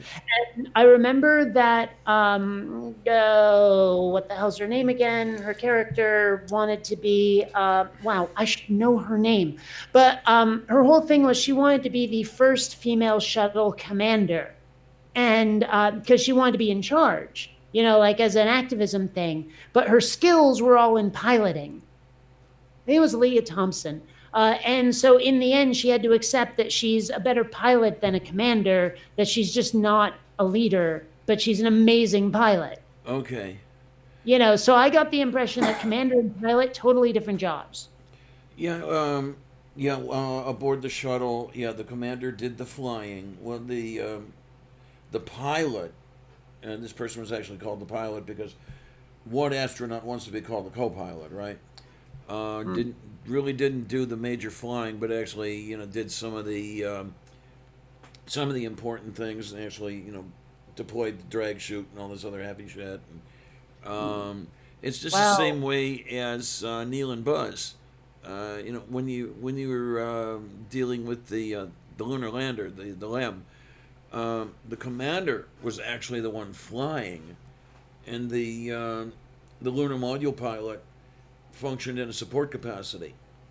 That seems like such a weird thing to me. Yeah. It's just because of the naming. I mean, if they named them reverse, I would have been happier, I guess. I don't know. Now, how much would it have sucked? Like when you do the moon landing and the one dude wasn't allowed to get out. You remember that? Yeah. How much would that suck to go all the way to the moon and not get to walk on it? That would be very icky. I can imagine how Jim Lovell and Fred O'Hays felt. Jim Lovell commanded Apollo 13. Fred was lunar module pilot for that mission. And they went all the way to the moon, but because the service module had blown up, they don't get to land. They just swing around and go back home. And what was worse That was Jim's second time to the moon, and he never got to touch it. Mm-hmm. Man, that's gotta suck. Absolutely. Well, I mean, they will tell you they're happy to be alive, but Well, yeah. still. Um, It's like winning 10 cents in the lottery. yes, absolutely, absolutely. I mean, what it would take to just be a NASA astronaut and then end up like my big accomplishment was I saved my own life. Uh huh. I mean, Man. that was Fred's only space mission. I mean, he worked on the shuttle Enterprise with the landing tests, but he never flew into space again. Um, Hmm. so that was his one chance. That was his shining moment, and Yeah. unfortunately, his candle got put out. Now, I remember seeing Apollo 13, the movie with Tom Hanks and Kevin Bacon, and I want to say Yeah, Bill Paxton and shit. What's the guy's name? Ed Harris. That's it. yeah. Um, Ed Harris played Gene Kranz. Yeah, yeah, I remember that look on Tom Hanks's face when he says we just lost the moon. I remember that yeah. Now there was a little bit of dramatization. dramatization going on, dramatic license, that sort. For example, the little bit of a altercation between well, I'll use the characters' names between Hayes and trying to remember the CMP's name. It's you're the one who started the fan. You're responsible for blowing this up. That never happened. Mm. Okay, all they were all focused on okay, let's get us home. No blame laying, none of that. So it wouldn't surprise me that Jim did not deliver that line in during the actual mission. But you always have to have that dramatic bullshit going on. So I'm Um, I'm looking now. I forgot Gary Sinise was in this. who? What? Where? Gary Sinise. I forgot he was in Apollo 13. I forgot that. Ken Mattingly he played. Oh I yeah, seem yeah, now seeing it, I remember him saying like, because he had been kicked off the mission for being sick, and yeah, then he said, "No, I do not have the flu." When he was talking to the guys up in the rocket. yeah. Yeah, he had been exposed to. I think it was the flu, because it was Yeah. Charlie Duke that was exposed to rubella. Man, it's funny. I'm looking at this and like with the exception of Kathleen Quinlan, there's like no famous women in this. Kathleen, Man. who did Kathleen Quinlan play? Marilyn Lovell. Yes. Okay. Yeah, no, I mean I'm looking at the cast and actually there's some fairly famous people in it in minor roles. Although I mean, okay, maybe they're not famous exactly, they're significant to me. Like Mark McClure, the guy who played Jimmy Olsen in the Christopher Reeve Superman movies, and also Dave McFly, Marty McFly's brother in Back to the Future. He's in it in a minor role. Xander Berkeley is in it. Man, like a bunch of people like that, where I mean, if I mention them to folks who are not movie buffs, they have no idea who they are, but if you point to them on screen, they're like, "Oh, that guy." Hell, Rance Howard is in it. Wait a minute, wait. Did yes, Ron Howard did direct it. No wonder. I don't think I've ever seen Rance Howard in something that Ron Howard didn't direct. Yeah, and there's the name. I never should have lost the name, but yeah, Jack Schweigert. He replaced Ken Mattingly. Yeah, okay. Yeah, and let's see. Roger Corman is apparently in it as a congressman. Of all Okay. people, Roger Corman. Oh my So, word! I didn't realize this one. I didn't realize that Clint Howard played Cy Liebergut. well, I mean, again, it's a Ron Howard movie. You're gonna find Ranson Clint in there somewhere, always, every time. Like they're never not in one of his movies. Okay, okay. I just didn't pay that much attention, really. Well, the one time I saw 13 was, oh shit, 98? Mm. Been a I while. don't know. I haven't watched it as many as other movies, but or as many times as other movies, but I have watched it at least 5 times, I'm sure. And I don't know. I mean, a lot of it's coming back to me now that I'm looking at the cast list and everything. I mean, I forgot Brett Cullen was in it too. He's another one nobody knows unless you point to him. So, no, wait. This is horrible. Here he's credited, or his role is called Capcom number one. Mm. Excuse me, but we did know who the Capcoms were. We really did. We didn't know their names. So, I'll have to go back over there and see who was at the console and when. I don't know. If someone says Capcom to me, my first thought is that's the video game company that made Mega Man. Okay. But that's Yeah. just me. It's interesting. Well, I guess it's just best to retain the name of the console rather than call it, like spacecraft communicator or something, because Capcom dates back from the Mercury days when it was called the Capsule. Mm. So you had Capsule Communicator. Mm. Oh my. Yeah, and here's the thing. It's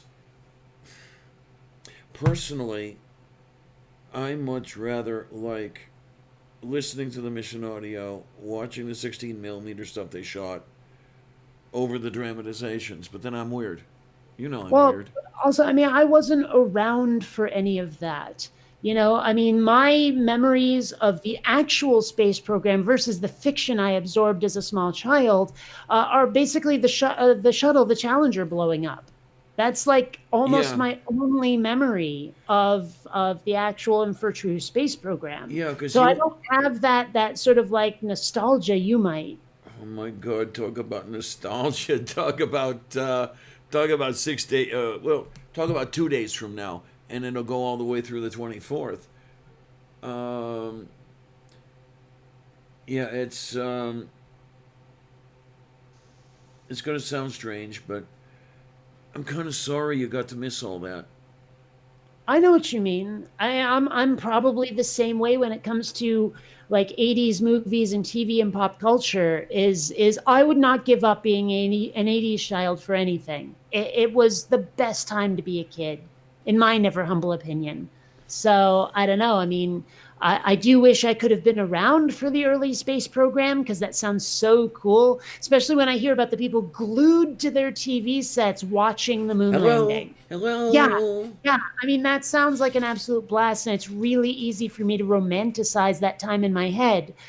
But at the same time, like I say, I wouldn't give up being an 80s kid for anything. I'd have to seriously think about it if you offered me my own spaceship.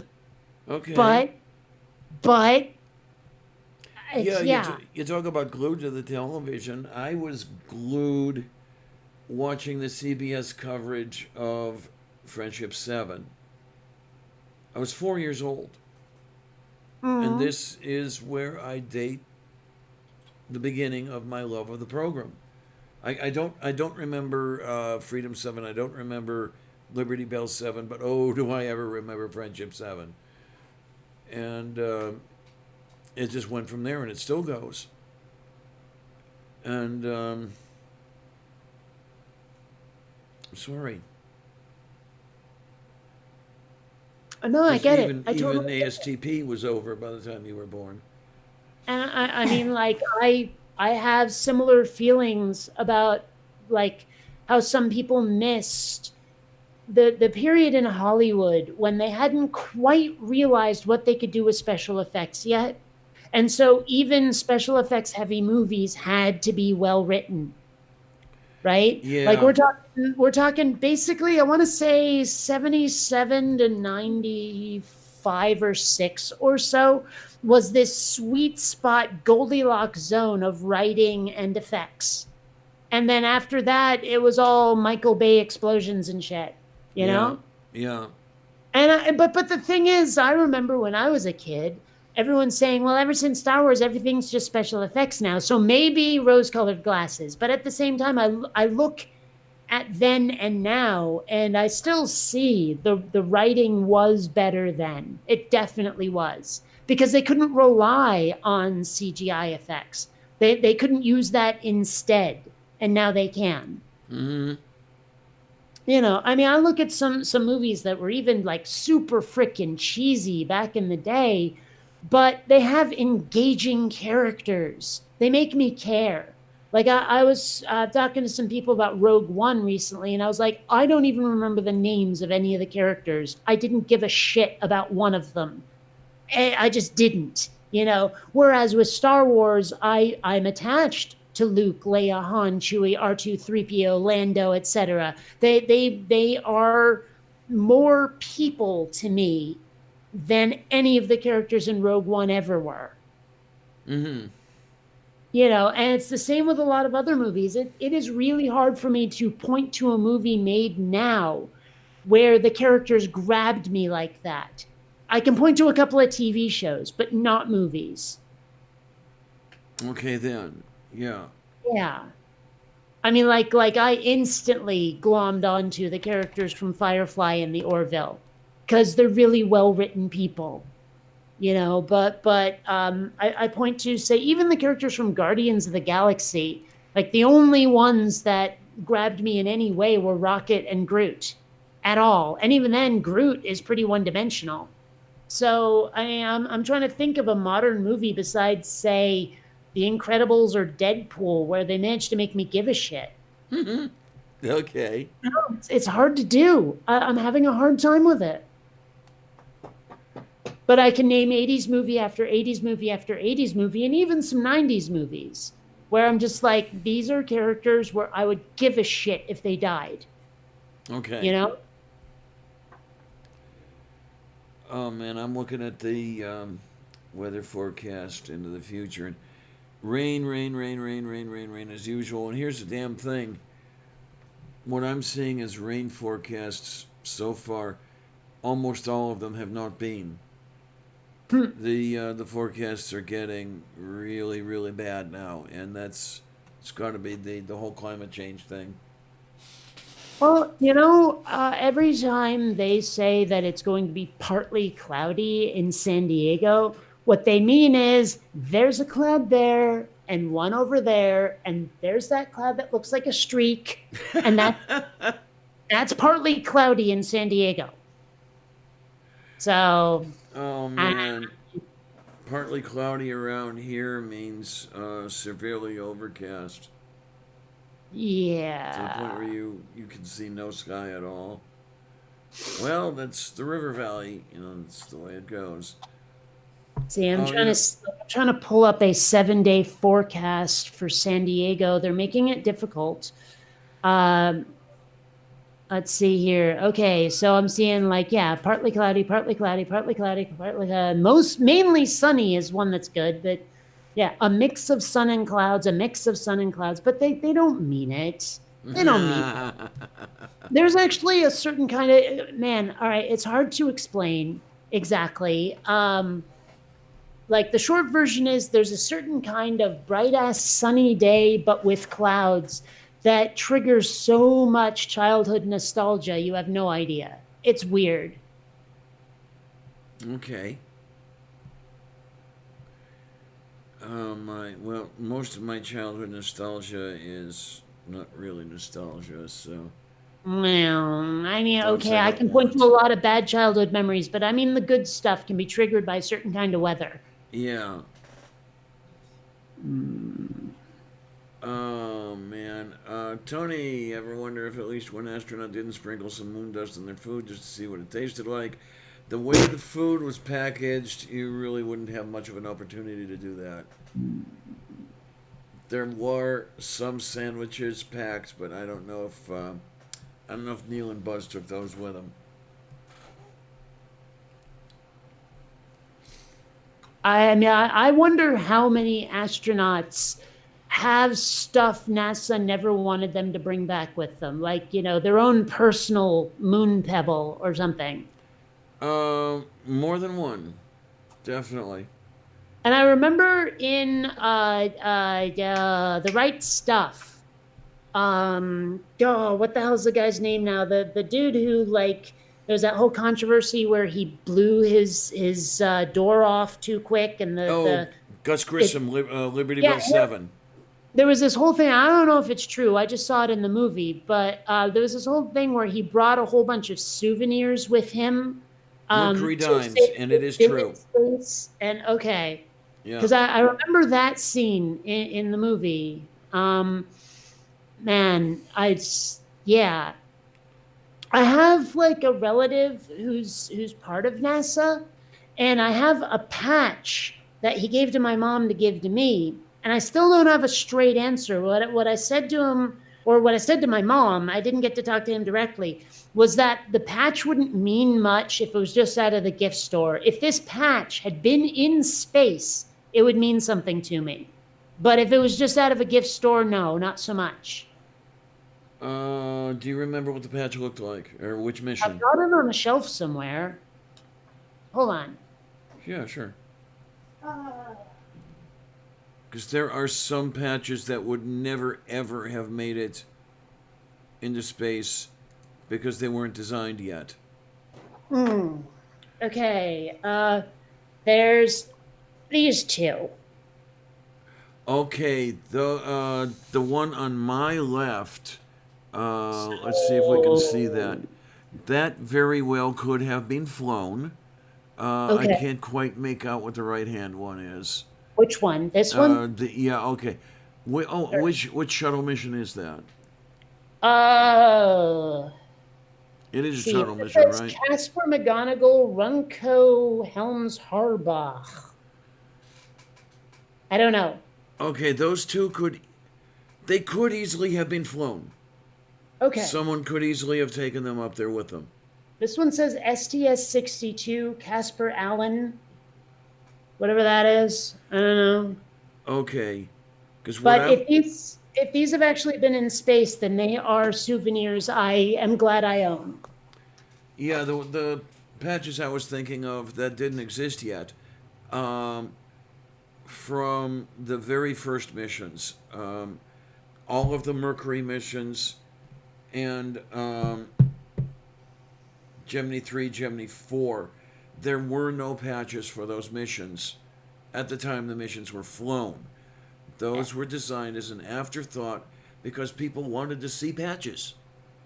But whole- I knew that these would not be early ones. I mean, I don't care whether they're like pieces of famous history. I just want them to have left the planet. Very easily could have, yes. Yeah. I mean, Yeah. I wish that my patch could have left the ground. I know it didn't. I know where it came from.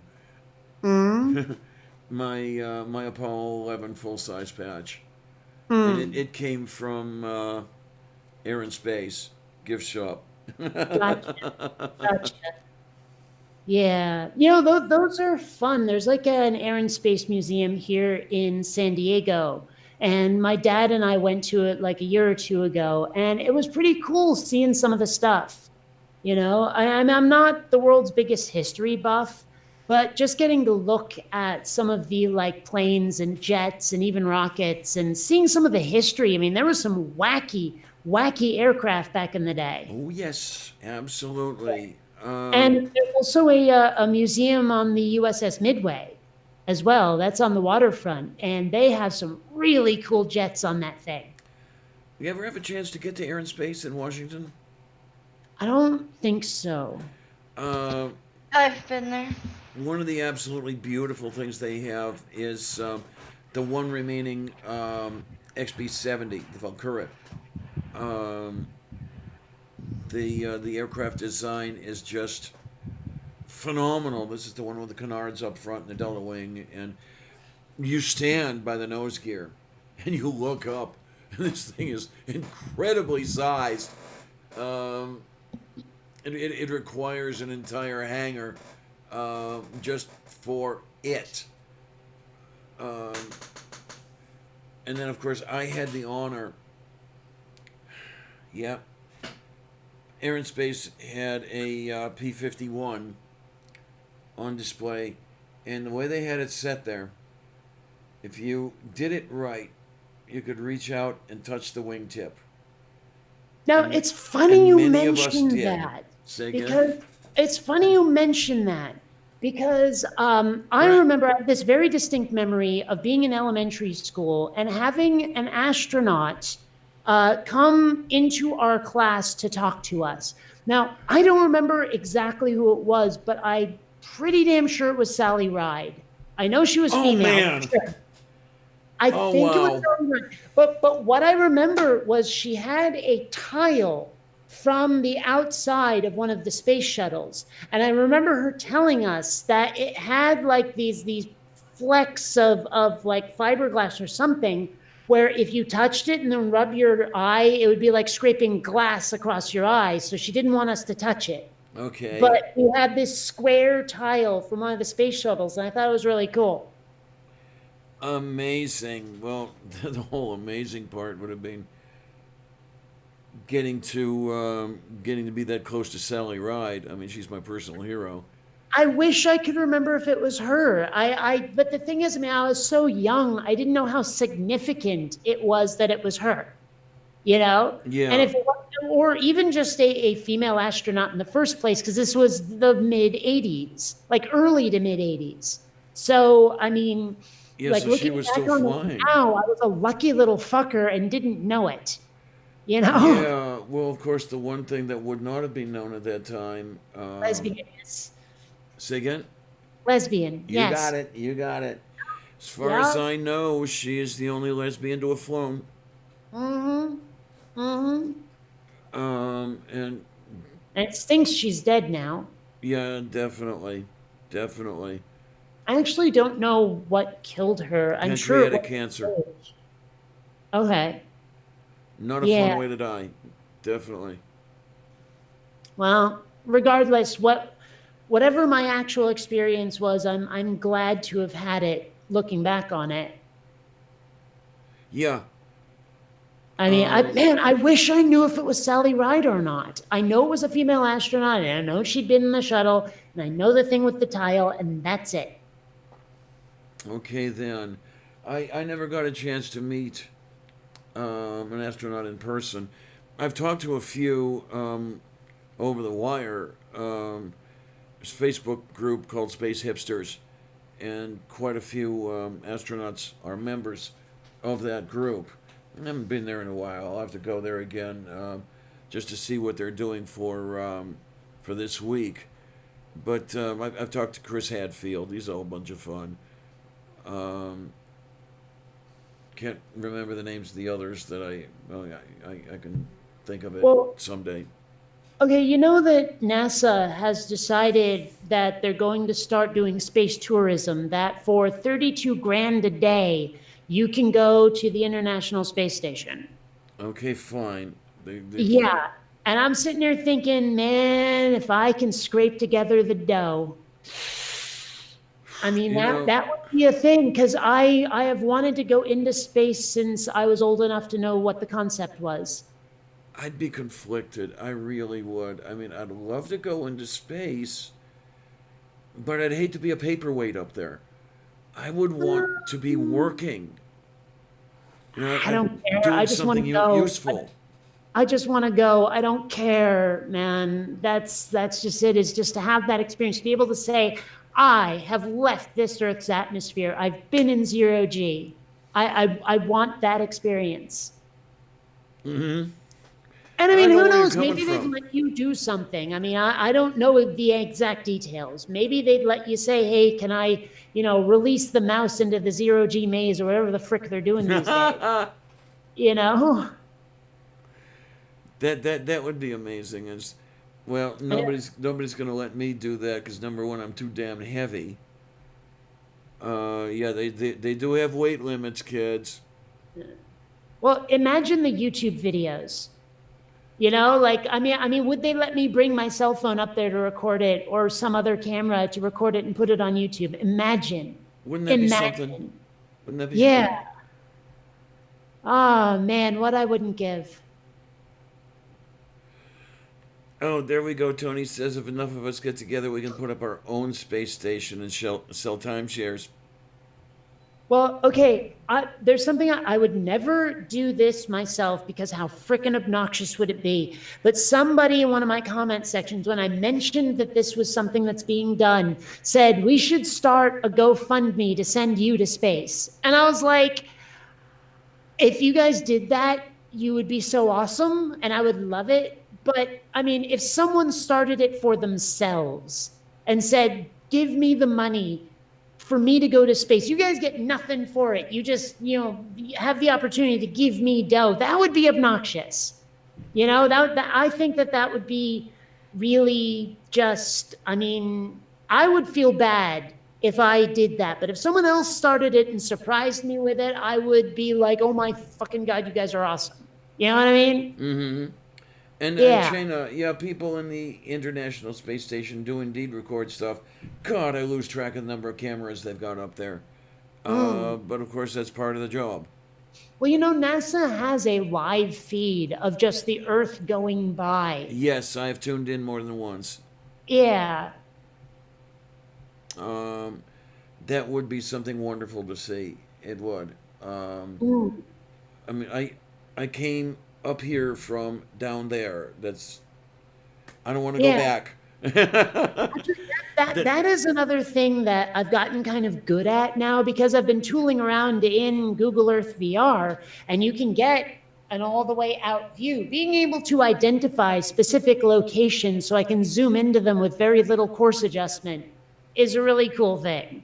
Because then for a long time, I tried to locate my old neighborhood back in Vermont, and it was really hard to do from above because I'm used to ground level view of it. And I don't have that mental map in my head of like, okay, here's where Shelburne Road is. Here's where Williston Street is. It's like I know how to get there from home. But if I was flying over it, I'd have trouble. Now, not so much. Yeah, it's. I wouldn't have that much trouble because I've lived in places that are easy to find. And I know just about where on the shore of Lake Erie I grew up.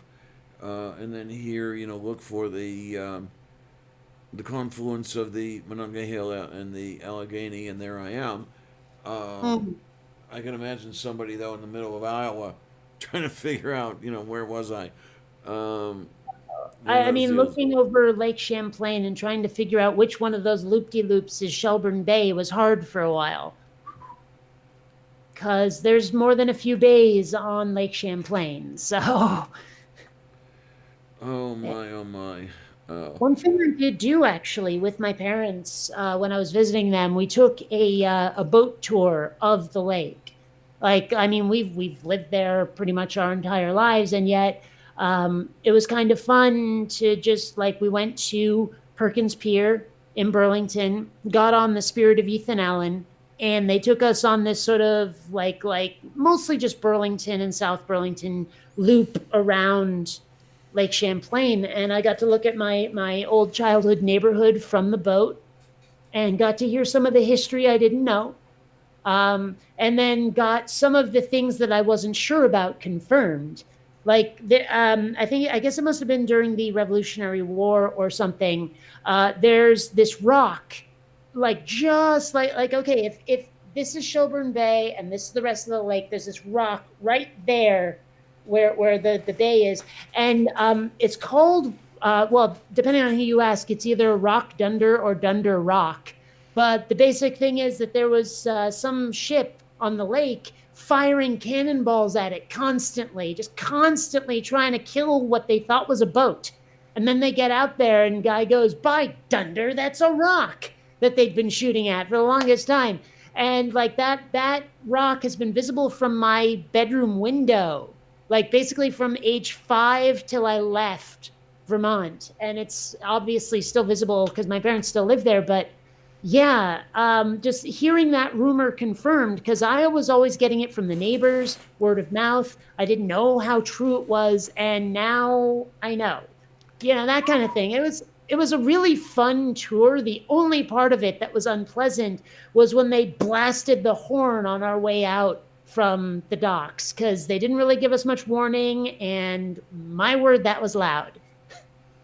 Okay. And it was really interesting for me. It was really great. First time I flew from Cleveland to Chicago, I took the route over Lake Erie and passed over. I've described more than once Kelly's Island, where my grandparents' cottage was, but to see that from the air for the very first time, just sitting there on the lake, that was something else. That was a good thing. The route that was taken on the other times I flew to Chicago didn't quite go that way. We didn't get to see that shit, but the one time that was enough. And oh well, you know. Yeah.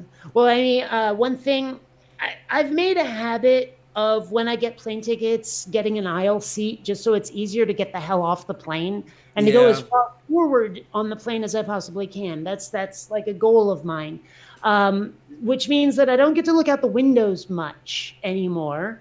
And every time I go visit my parents, I try to identify where the hell I am when I'm over where I was raised. And now I feel I can do a better job of it, but it's a lot harder. Well, it's always been hard for me to do until now.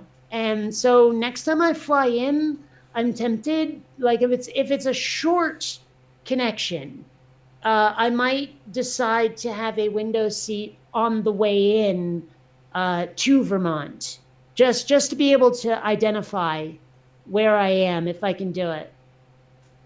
That sounds Although, good. actually, on the I way have in this time around, there were thunderstorms, and like they weren't anywhere near us, but you could uh, see them lighting up the clouds, and it was really cool.